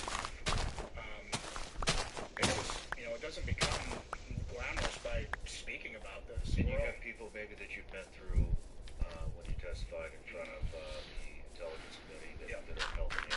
They're telling you, hey, record this shit. Yes. And let us know any information you can possibly get. Yes, because they said they'll look into it because they know, I mean, and several of them are having to deal with this personally. Is this happening to any of the other whistleblowers that you know? I know it happens with Dr. Girl. Okay. Other whistleblowers, I'm not sure. Okay. It's not something that, you know, maybe they do notice, you know, because you're hyper vigilant with what's going on. Because, I mean, with what we're doing, it's putting us in the spotlight, but it's also putting the fucking crosshairs on us. And the only thing I'm thankful is coming public with this information, at least if something does happen. And I'm not going to rule that out. But if anything does happen, and it kind of proves what we're talking about to be true. And the reason being is because they would not be going through these measures to try to intimidate for no reason. We're keeping people up at night because of what we're talking about, and that needs to happen. Yeah. So, you know, and I even told these government officials when I had my meetings, I'm like, first and foremost, you guys need to understand something. I am in the right state of mind to do this. I don't feel like harming myself. I don't feel like, you know, because everybody makes the joke that Epstein didn't kill himself. No way in shape or form related to that, right? And same goes here. Like, I have no means to harm myself. So if anything happens, it's not for me. Thanks for saying that. Well, yeah, I mean, that needs to be on record, and people need to understand that, because if something does, it's not because I turned a gun on myself or anything like this. Specifically, I'm going to talk about something, El Toro, Marine Corps Air Station El Toro. I'm sure you're familiar with that. It was out in California. There was a colonel there that didn't even know that this was going on his base, but they were flying flights in that had drugs on them. And they were unloading it on his base, and he found out about it, so he went to question them. 2 days later, they find him dead. Really? Yep. Is this on record anywhere? I turned a gun on myself or anything like this. Specifically, I'm going to talk about something. El Toro, Marine Corps Air Station El Toro. I'm sure you're familiar with that. It was out in California. There was a colonel there that didn't even know that this was going on his base, but they were flying flights in that had drugs on them. And they were unloading it on his base, and he found out about it, so he went to question them. 2 days later, they find him dead. Really? Yep. Is this on record anywhere? Yes, it is. You can Google this information. Marine Corps. You can post it. Anybody of these viewers can do it. The family thought it was very alarming because the circumstances. So they did a second opinion for an autopsy. And they said that there was extreme force under his head, which killed him. But then they had a gunshot wound, so there's a shotgun that were supposed to stage to look like a suicide. And so I'm glad that the family actually got the second opinion to say, no, it was blunt force trauma to the back of the head that killed him, and they tried to make it look like a suicide. And this is a common, the thing that sucks about this is the Marine Corps itself actually tried to use this as a tool to say, you know what, suicide awareness is such a big thing, and it happens with every rank, and they were using this guy for this purpose. But then all of a sudden you start delving into this information and seeing that, you know, there were thinking about these illegal flights coming in, and they were unloading drugs. I mean, it clearly, these guys, it doesn't matter what rank you are, it doesn't matter what position in government you have, it doesn't matter what you do for a living. If you're going against what they're, exposing what they're doing, they're going to get you. So if something does happen, I'm just putting it out there that it's not from my own doing.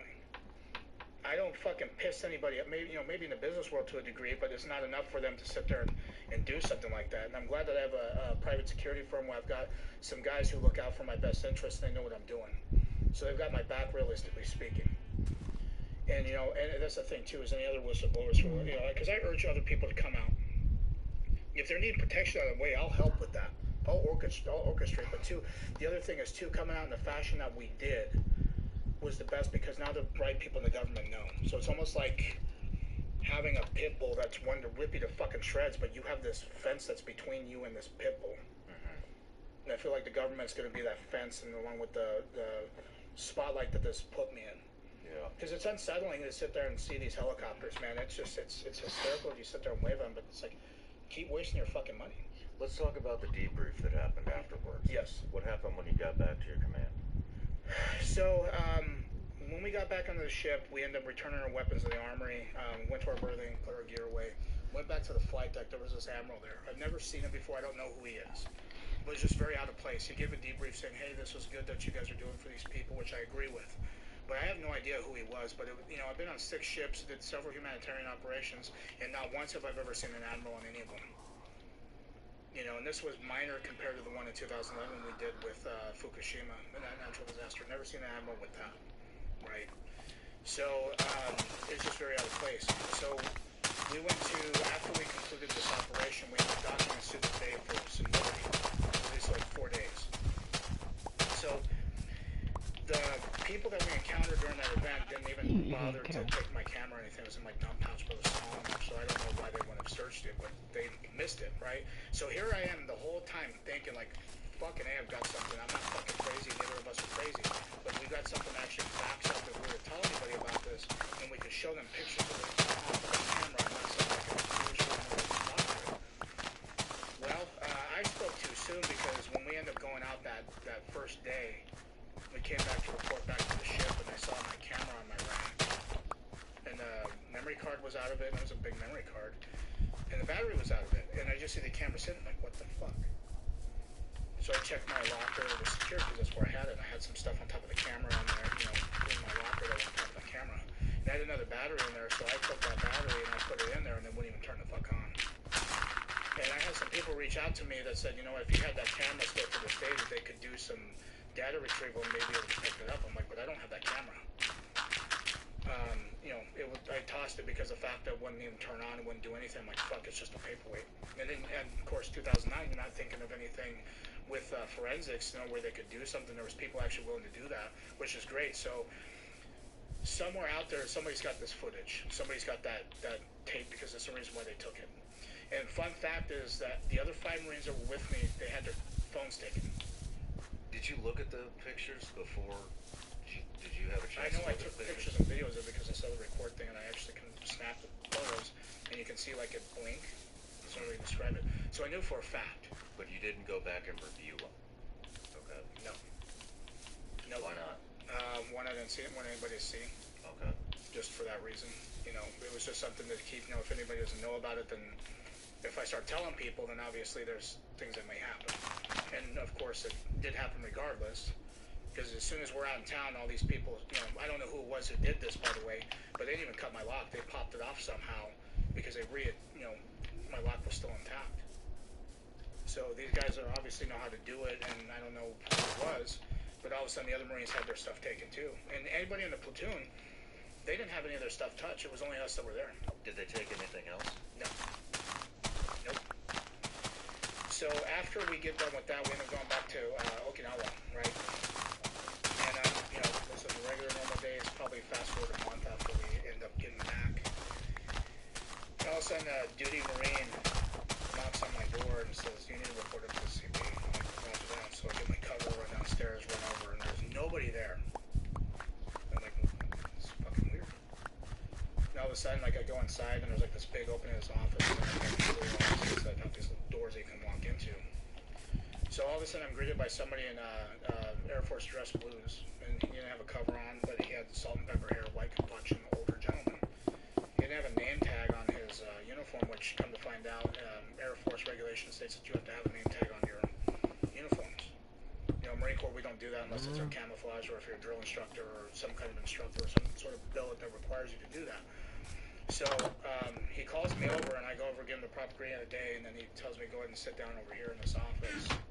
So I sit down, and he doesn't even bother to sit down. He just says, you though, wasn't the other 5 Marines? No, they end up having the same thing happen, but this guy did it separately. It's all individual. Yes. Okay. It wasn't all together.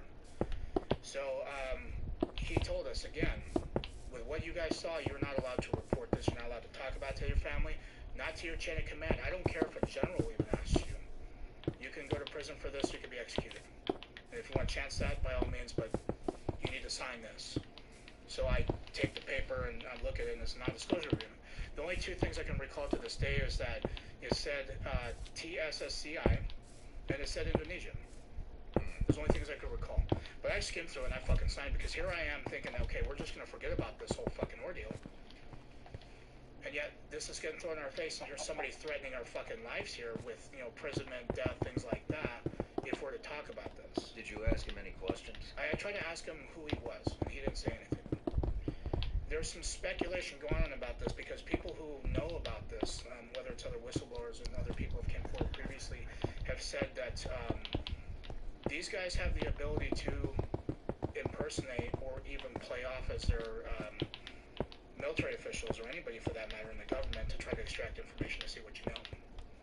So I'm not, because it's odd that he didn't have a name tag.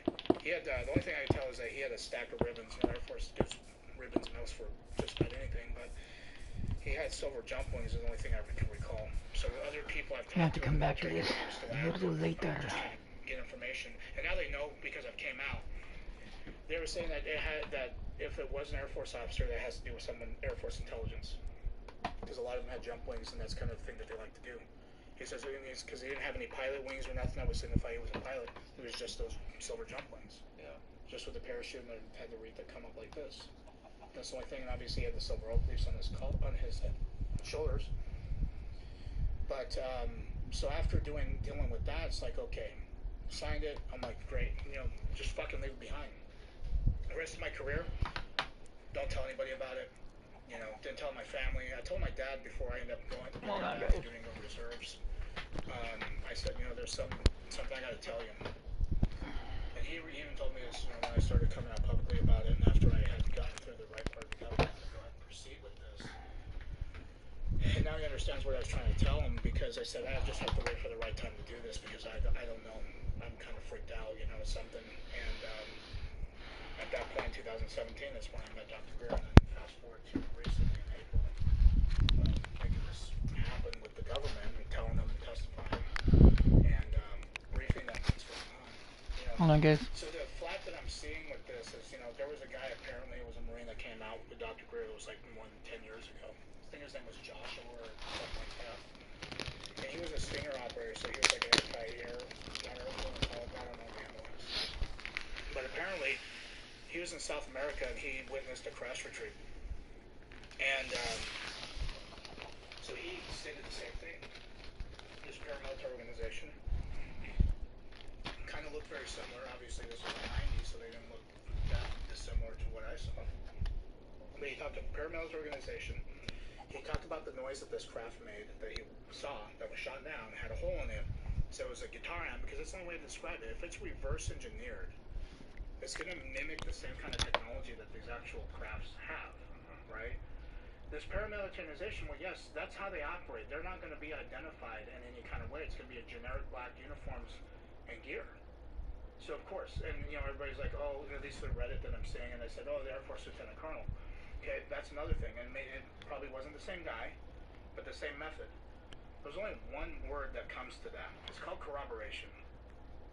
And it's not the first time that this guy's saying it. It's not the first time that other people have said this, but the thing is, people only pay attention to when stuff's thrown in their face, such as what I'm doing, and what these other people are doing. There's going to be people who are going to come on after me who are going to talk about the same thing. I know I'm not the only one.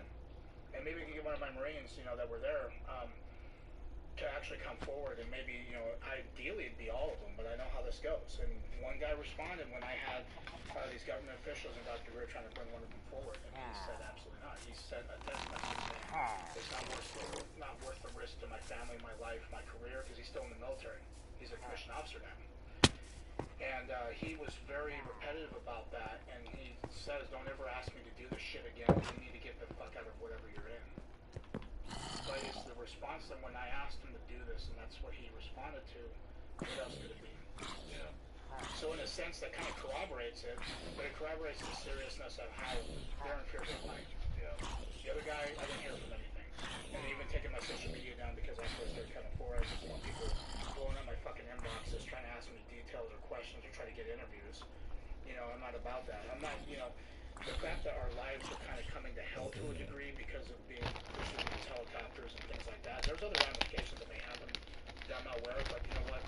There's a risk to things, and that's how this is going to happen. If that's what's chosen, then I just got to figure out how to mitigate that as well. Well, let's talk about, we had spoken offline a little earlier about all the media that's reached out. I know you had an article that was Daily Mail, and then obviously the other facets of the Daily Mail published it. William misconstrued a lot of that, and then they ended up going in from David Grush to bash and Dr. Greer about it. So it was something that they trying to use like to get people's attention, and they go into this fucking narrative. You know, I've had News Nation, I've had CNN, I've had MSNBC that reached out through LinkedIn, through other emails, you know, because my email gets blasted all over the place these days. And I've got 4 emails, so I get the fucking shitty one I hand out to people because I don't want to get spammed through my business emails because that's money that's sitting on the table if need be. And I decline every single one of them because I know that they're going to push this false narrative. The false narratives that there's evil ETs, and this is what David Grush is pushing now, saying that, you know, they're malevolent and they've seen people, ETs die, or he's heard ETs kill people and things like that. Well, first and foremost, if there is a species of extraterrestrial that's out there, and they happen to be fucking malevolent, it's not wise to shoot their shit down or kill any of them because guess what? They're highly advanced. If they can make this kind of stuff, imagine what they can do if they weaponize it. You know, so it's something that, you know, this needs to stop because all it's doing is it's just portraying fear out to people. Yeah. They did this with COVID. You see the response of that. People are still living this way, living like COVID exists to this day, which it probably does, but it's not nearly as damaging as what people are saying. It wasn't as bad as was hyped up. No, it wasn't. I mean, you still have people fucking afraid of their lives. And this is the thing that is sad to see that. So this whole, now that people are thinking about this going on, now that all of a sudden worst case is going to happen. It's just this whole fear being portrayed in the media to try to scare the shit out of people, either to get ratings or try to get people tuned in their networks is just ridiculous. Yeah. It's more, you know, it's more of a personal game for them because they get money off of views. So now that you've set the record straight, do you think you'll go on any of these media outlets? No. No? I'm not looking to get fucking famous from this, dude. Yeah. I just want to get this information out. This ain't gonna, you know, I've had people try to approach me with book deals and shit like that. I'm like, get the fuck out of here.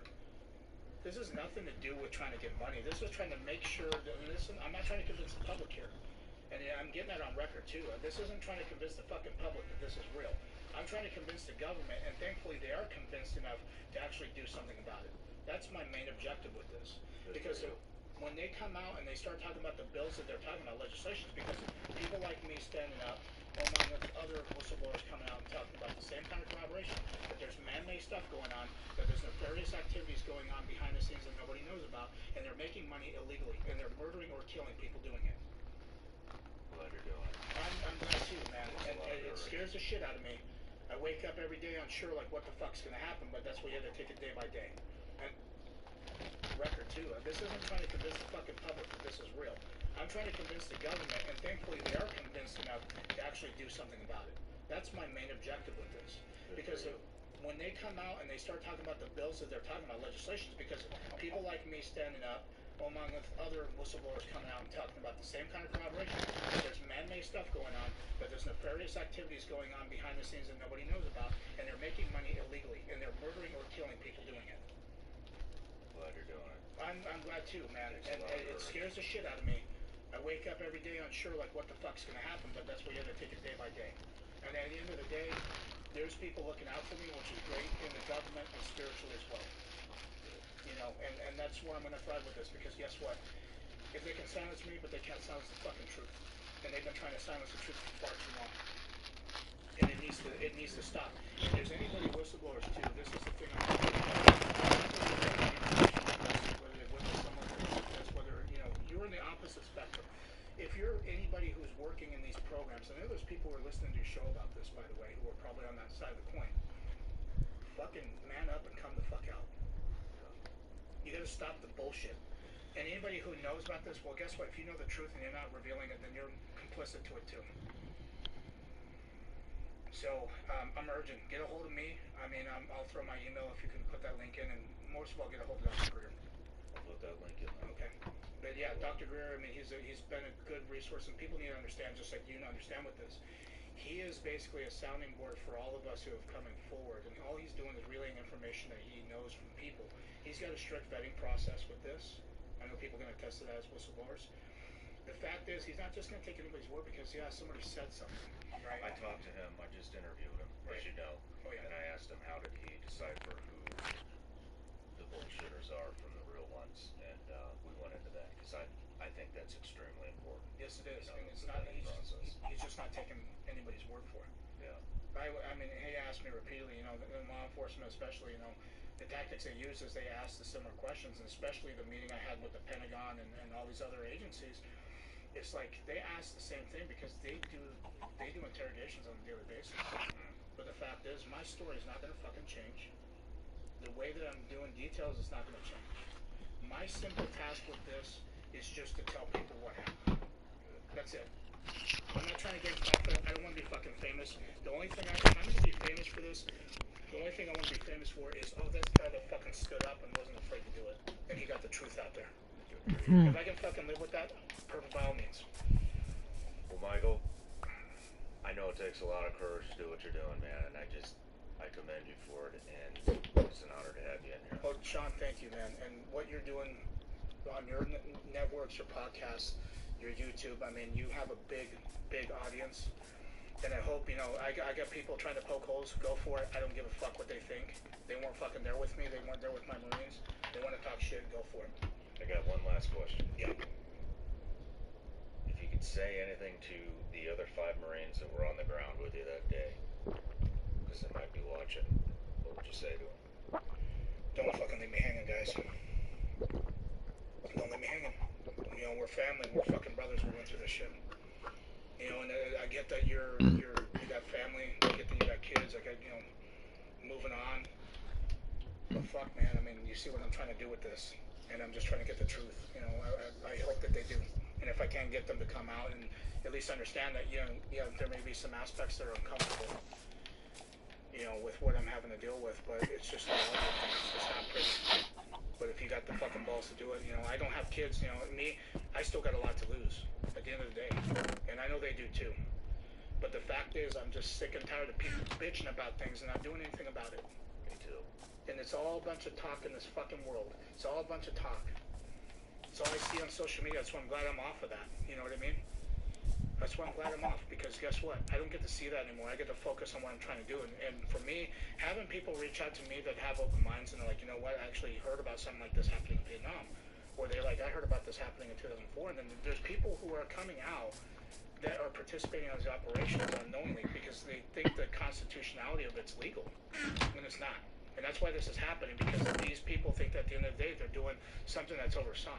And they don't know that degree. It's very compartmentalized, as you know, being the CIA. You know, they only know what they're told, and they only know what they're briefed on and what they're allowed to have access to. It depends on what they're doing. That's how they keep it secret. Yes, they do, and not everybody's going to know that. You know, so I hope that anybody who's in those industries understands that, you know, if there's anything that seems off, you know, don't approach it how the guy that was at the Pentagon that talked about U.S. forces being involved in Ukraine. I'm sure you heard about that because you saw FBI HRT raid his house and took him into custody. And he's probably going to sit in prison for the rest of his life because of revealing classified information on these platforms. Yeah. I'm not doing that. And these guys that are with me that are doing this, they're not doing it either. And the thing is because he did it that way means it's illegal because it's classified material to a degree. It may be illegal, but he screwed it up. Now, the way that we approached it was because we contacted the government and said, hey, this is what I know. This is what I was subject to. And they were, of course, because I approached it in the right way, they're going to reward you with the protection, with the law that they passed to make sure that you are well protected, regardless of what happens in their legal fashion. So these other whistleblowers need to understand that. So they can come forward they're going to have the same protections. That's why I can paint them a picture and tell them what to expect. I can point them in the direction of who they need to talk to. You know, and just the humanity needs to understand that this false narrative that's going to be portrayed in the media, such as alien invasions and stuff like that, it's been planned since the 50s. There's documentations talking about this. As far as SAIC, or Science Applications International Corporation, talks about the stagecraft. You know, honestly, if you're somebody who's such a high developed species or something like that, it's like walking by ants. Yeah. Are you gonna fuck with them? No, it's just like there's fucking ants who just won't by. I feel like the same thing that they do with us. Yeah. Why are they gonna fucking try to fuck with us? But the same thing, we all of a sudden start shooting them down and then reverse engineering their stuff and then trying to weaponize it, and then we're using it against each other for nefarious activities, trying to use fucking, you know, these advanced projects to do very illegal, very dangerous stuff. It's just, it blows my mind. Yeah. It just goes down. So sad. My goal is just to hopefully get this fucking changed. Well, I hope it does. Me too, buddy. We'll be praying for you. Thank you. Cheers.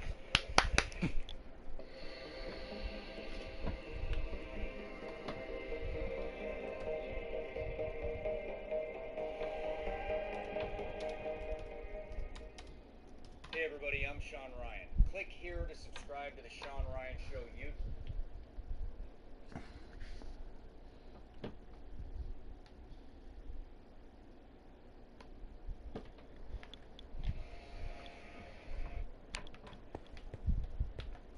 They carry these PKMs. What? Alright boys, take them out. Oh.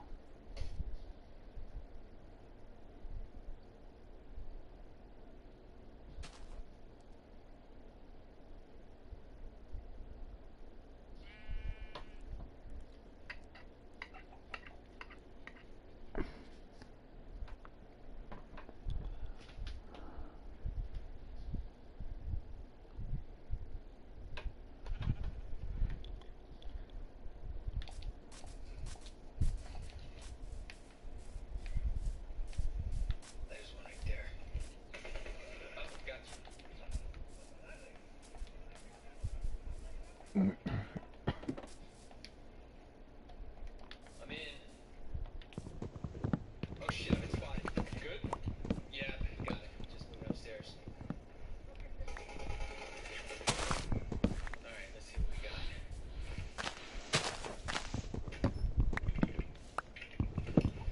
Okay, I got the intel on El Pozolero. He's in camp up in San Mateo. Cool, how far is it? We could use a ride. You got a car out there? No, something better. You ready to fly? Let's go. You got it.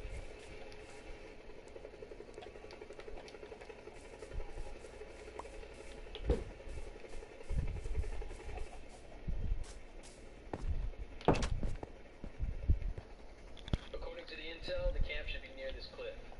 El Pozolero is a high-value target. He's going to be well protected. There's a camp. Oh, damn, this one's gonna be tough. Yeah, we could definitely use some backup on this one. Hey, you guys need a hand? Right on time. We're going after El Pozolero. We're at the east of the San Mateo base. Got it. We are on our way.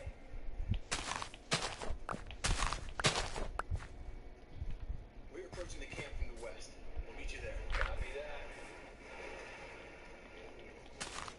I hear this El Pozolero guy's supposed to be a hard target. How bad does it look? See for yourself.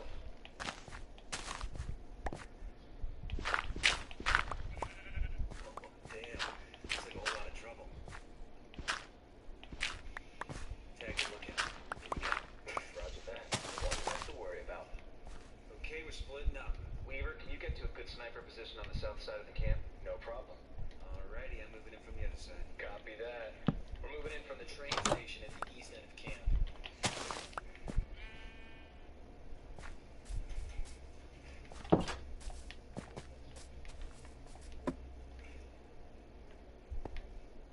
Heads up, enemy spotted. I got eyes on a sniper. Wait for my signal. Got it. Now, tango down. You know what, I'm gonna do this a bit differently. I'm gonna make a well.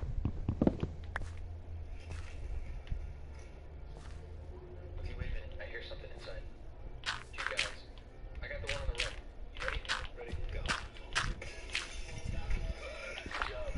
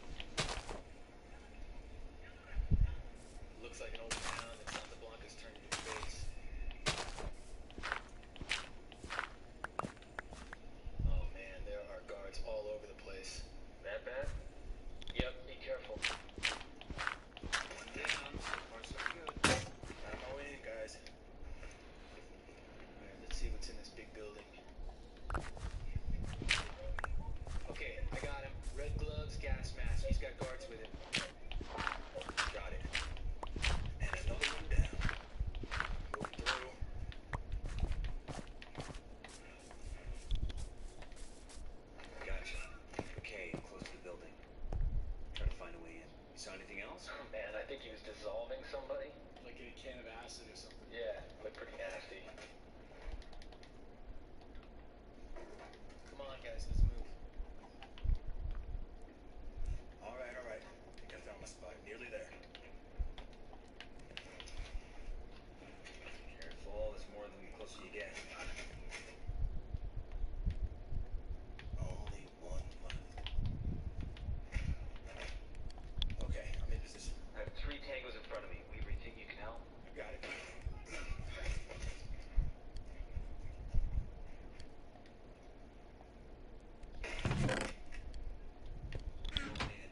Don't let this guy get away. See him. We'll talk about that in your fuel. Call us if you need us. Don't worry, man. I got this. Shit! I spotted me. You guys, I'm spotted. The Pozolero's running. Going after him. Where is he? Where is he? Get out of the way, man. Okay, he's in a white SUV heading for the east end of the camp. Following on a bike. Got it. I'm moving intercept. This camp's on full alert, guys. We need to get out of here fast. Shit, oh, get in the car. Where is he? Where is he? Where is he? Shit, no, he's moving too fast. He went the other way. Come on, man. Let's go, let's go. Hurry up, the gate's closing. I am right behind you. Weaver, are you okay? I'm good. Frag out. I'm pulling out. Found a bike, guys. I'm on my way. Hey, watch the fire. We need him alive. I can't get a good shot. This guy's all over the place. Stop moving. Okay, guys, I'm clear. Out of the camp, on the road. Where are you guys? Let me know you're... Oh, damn, the whole place is going up. All right, I'm headed for the chopper now. Damn, he's trying to ram the car. I gotta hit his engine. I'll try to slow him down.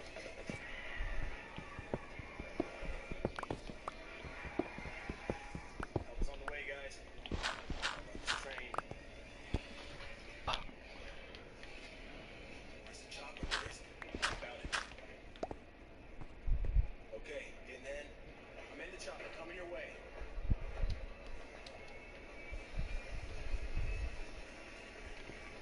All right, I'm on my way, guys. Hang tight. Oh, no, he's not stopping. Oh, man, come on. I'm trying. He's a tough one, this guy, huh? No, we're not gonna push him off. Looks like he's losing control. Can you push him to the side? I don't know how it looks up there, but that's what I'm trying to do.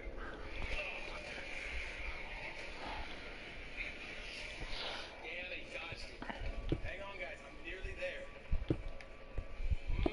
Oh, damn it. Okay, I got him. Yes, he stopped. I'll get him. Be careful. Right. How'd you get, buddy? Hurry up, we got cartel reinforcements incoming. Help you get? And in you go. Adios. Let's get the hell out of here. I got him in my line of fire. Well, hold him on. We gotta fly this thing. And We are clear, gentlemen. Nice work. That was a tough mission. Oh, man, that was close.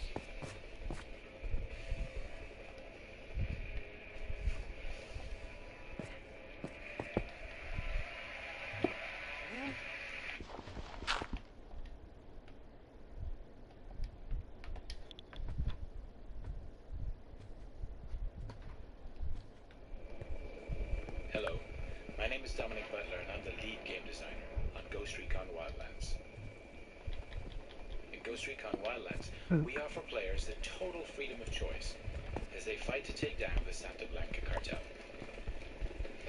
A few months ago at E3, our 4 ghosts raided a camp to extract El Pozzolero, a bouchon of the Santa Blanca cartel.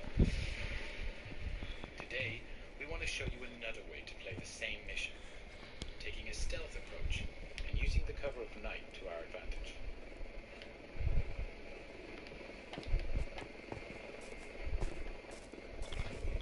Weaver, Nomad, and Holt are base jumping from the Probably gonna helicopter. play some Grand Theft Auto 5 in a little bit. One of the 60+ Come back to vehicles this. available in the game This game, Ghost Recon.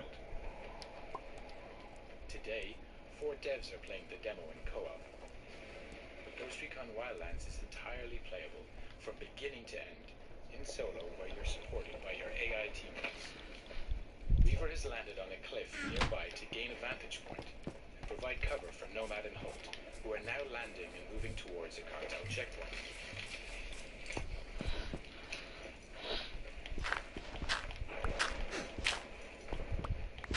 All four ghosts are now on the ground. Midas will regroup with the others in the camp. Ghost Recon Wildlands features a complete day and night cycle, as well as a realistic weather system, which both have an influence on gameplay. Here, for example, nighttime with rainy weather is a perfect combination for a stealthier approach. Ideally, we want to gain access without alerting the cartel, so it's time to be creative. The ghosts know that this truck is being used for local deliveries. If they can take it, they can use it to get into the camp without raising suspicion. Our ghosts are getting into position, now tagging their exit.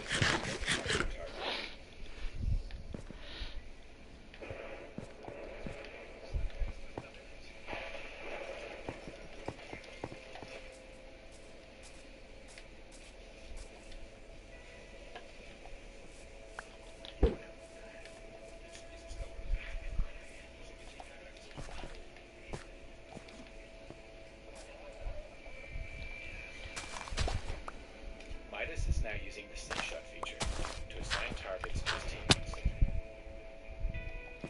The slingshot makes its comeback in Wildlands and is the perfect feature to coordinate your action with your team. Here we go. And that's a perfect execution. Playing solo, you'll be able to issue simple orders to your AI teammates to achieve the same deadly result. Now Nomad and Holt are going to use the truck to get into the camp without being detected.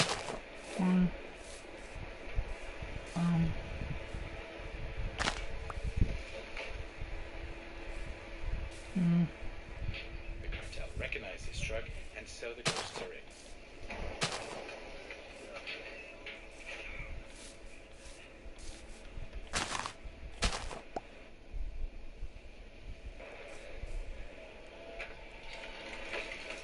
Holt has jumped out of the truck, preparing a possible exit strategy by placing some C4.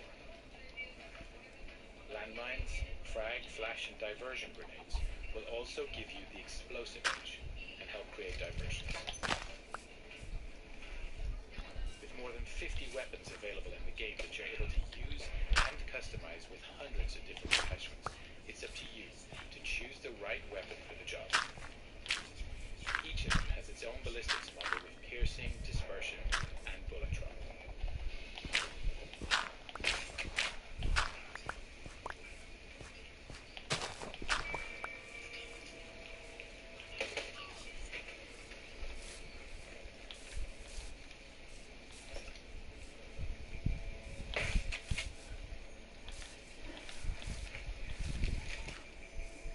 Weaver's now deploying his drone to further recon the area. He switched to thermal vision to easily detect local targets. Other special upgrades can be added to the drone too, including an EMP pulse that deactivates electronics, a noise generator, or high explosives.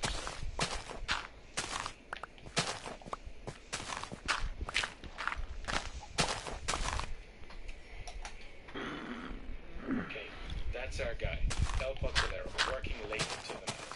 Podzolero, huh? Podzol.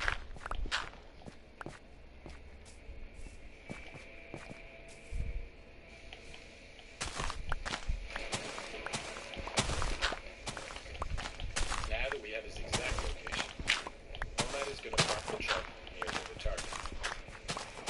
In order to complete your mission, coordination and communication are key.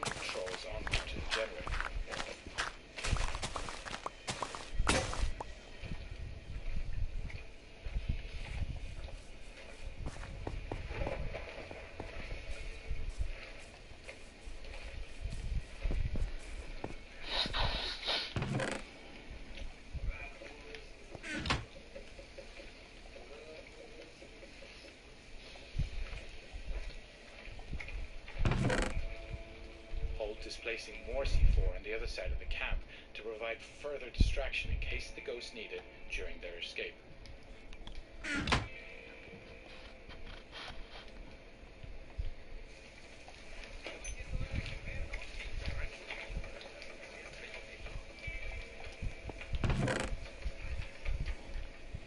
The diversion grenade is another great tool that can be used to distract enemies.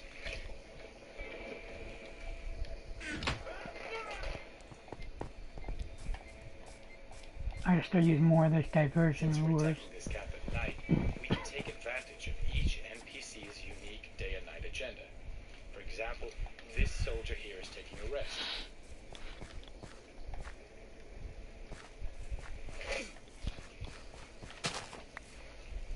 Back to Midas, who's keeping a low profile to avoid being detected.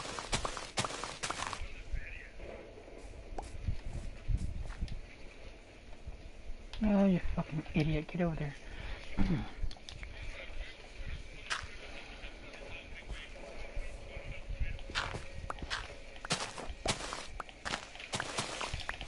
Eypt is making his way towards El Pozolero's location.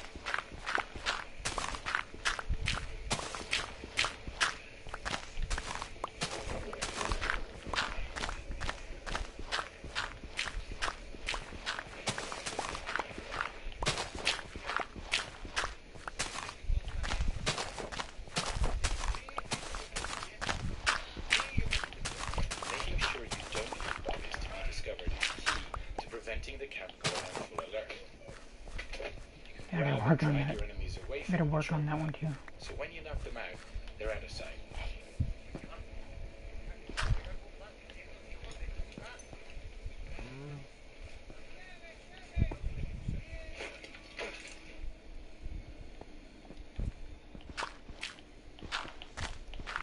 Midas is climbing between the camp buildings to reach a better position.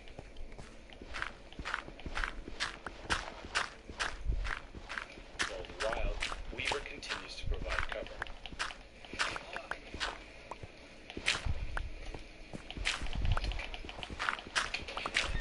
Having reached the generator, Midas can disable it to kill the lights throughout the camp.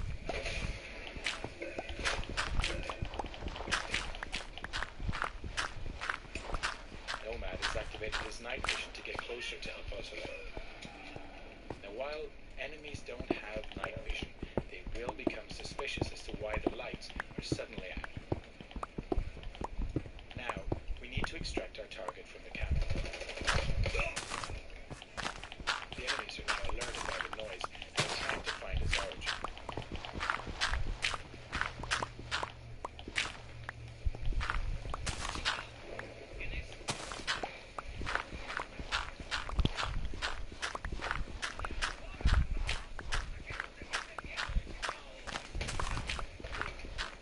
Eypt is passing the rebel prison cage. Rebels are another faction in the game. They have their own conflict with the Santa Blanca, so they'll spontaneously engage whenever they get the chance.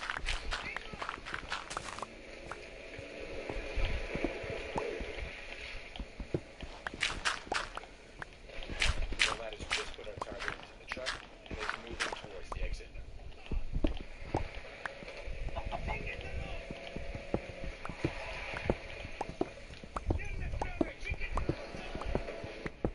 Weaver is liberating another group of rebels. This camp is now erupting into a full gunfight between the rebels and the Santa Blanca. And to provide further disruption, we blow that C4 we placed earlier.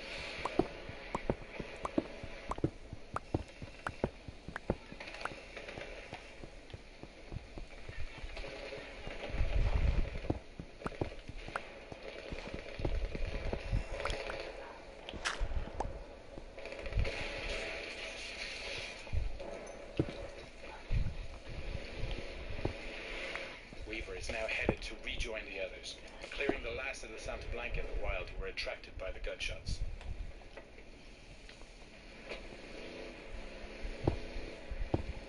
So now with El Pozolero in our custody, we're going to deliver him to our rally point and learn key information about the cartel and his bosses. That's the end of the demo. Now hope you enjoyed seeing our ghosts approaching this mission in stealth.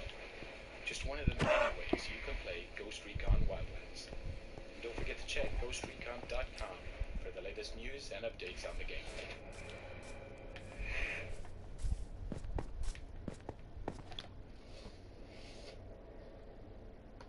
Like that. Hello, my name is Dominic Butler and I'm the lead game designer on Ghost Recon Wildlands. In Ghost Recon Wildlands, we offer players the total freedom of choice as they fight to take down the Santa Blanca cartel. A few months ago at E3, our 4 ghosts raided a camp to extract El Pozolero, a bouchon of the Santa Blanca cartel.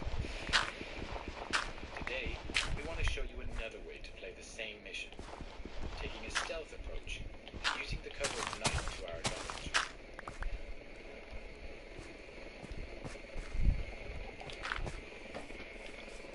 Weaver, Nomad, and Holt are base jumping from the helicopter. This is one of the 60-plus vehicles available in the game for you to use as you explore the world.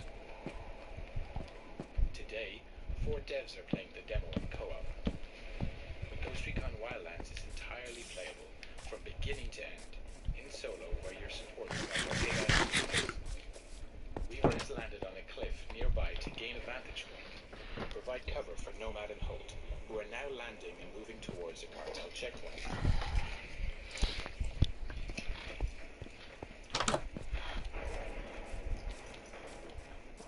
All 4 ghosts are now on the ground.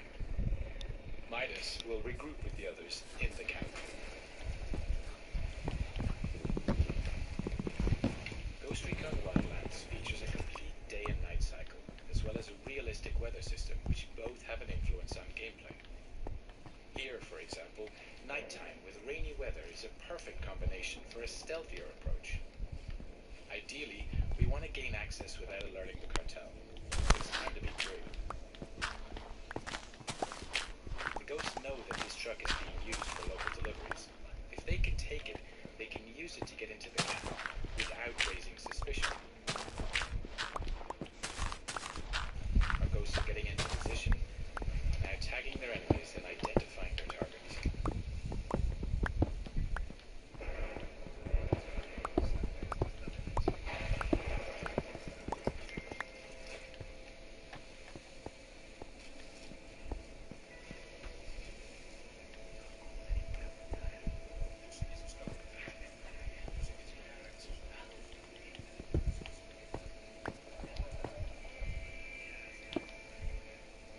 Midas is now using the slingshot feature to assign targets to his teammates. The slingshot makes its comeback in Wildlands and is the perfect feature to coordinate your action with your team. Here we go. And that's a perfect execution. Playing solo, you'll be able to issue simple orders to your AI teammates to achieve this same deadly result. Now Nomad and Holt are going to use the truck to get into the camp without being detected. A little bit, you guys, go play Hunter 35 and then Wildlands. The cartel recognize this truck, and so the ghosts are in.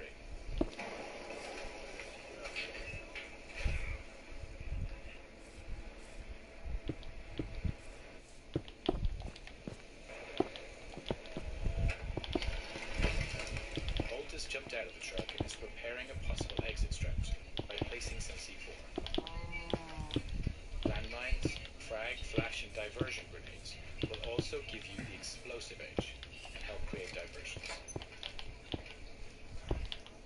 With more than 50 weapons available in the game that you're able to use and customize with hundreds of different attachments, it's up to you to choose the right weapon for the job. Each of them has its own ballistics model with piercing, dispersion, and bullet drop.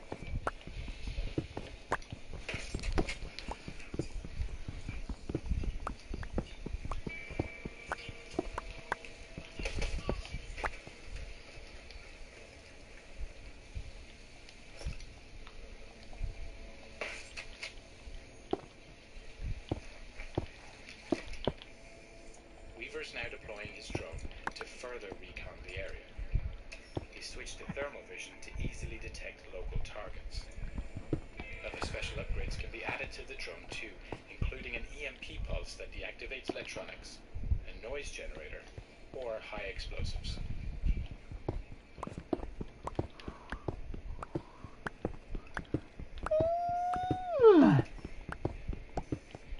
Okay, that's our guy, El Pozzolero, working late into the night.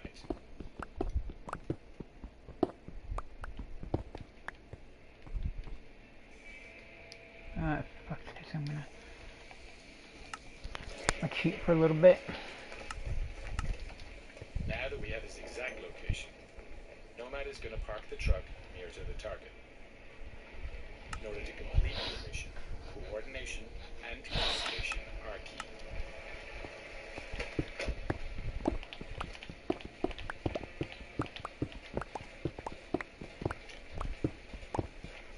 Fuck.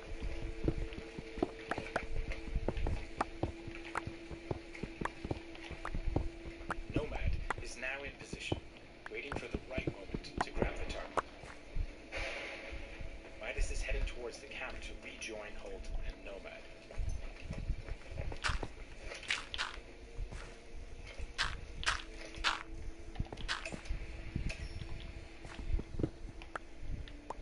Weaver has located the camp generator with his drone.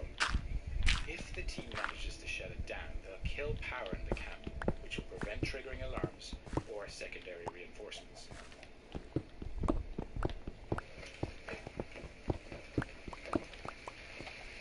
Midas is now making his way into the camp, avoiding the patrols en route to the generator.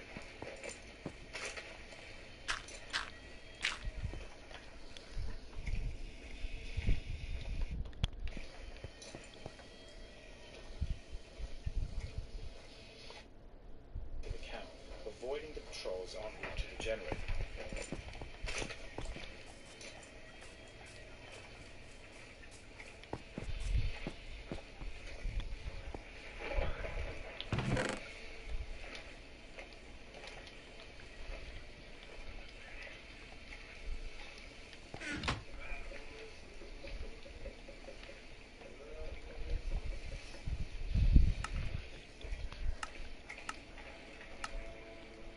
Is placing more C4 on the other side of the camp to provide further distraction in case the ghosts need it during their escape.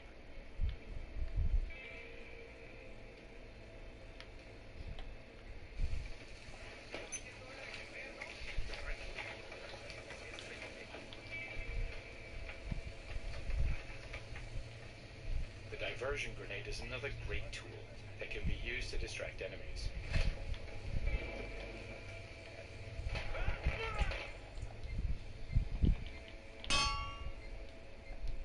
Since we're attacking this camp at night, we can take advantage of each NPC's unique day and night agenda. For example, this soldier here is taking a rest.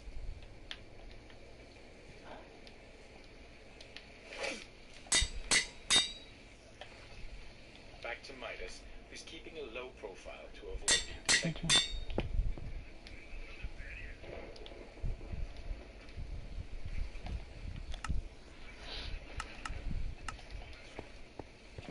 I might go straight to Ghost Recon Wildlands, but I kind of want to goof around. Holt is making his way towards Nomad in El Pozzolero's location.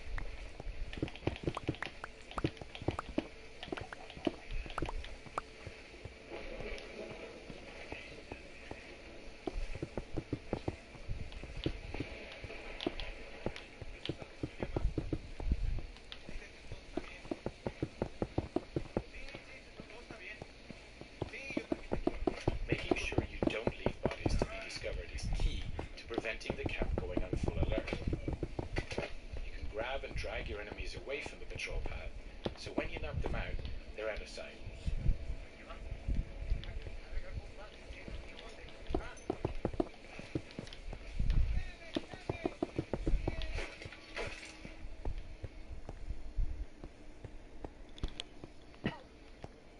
Midas is climbing between the camp buildings to reach a better position.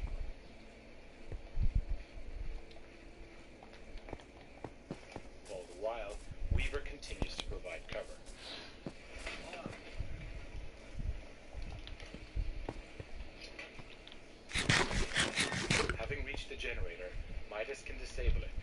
the lights throughout the camp.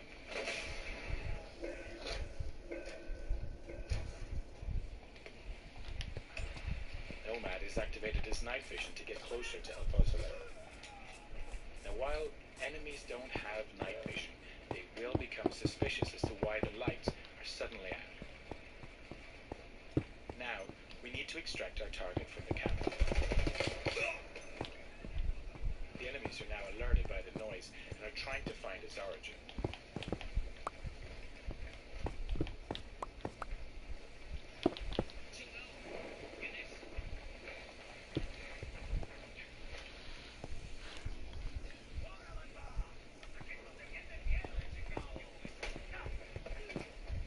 Eypt is passing a rebel prison cage.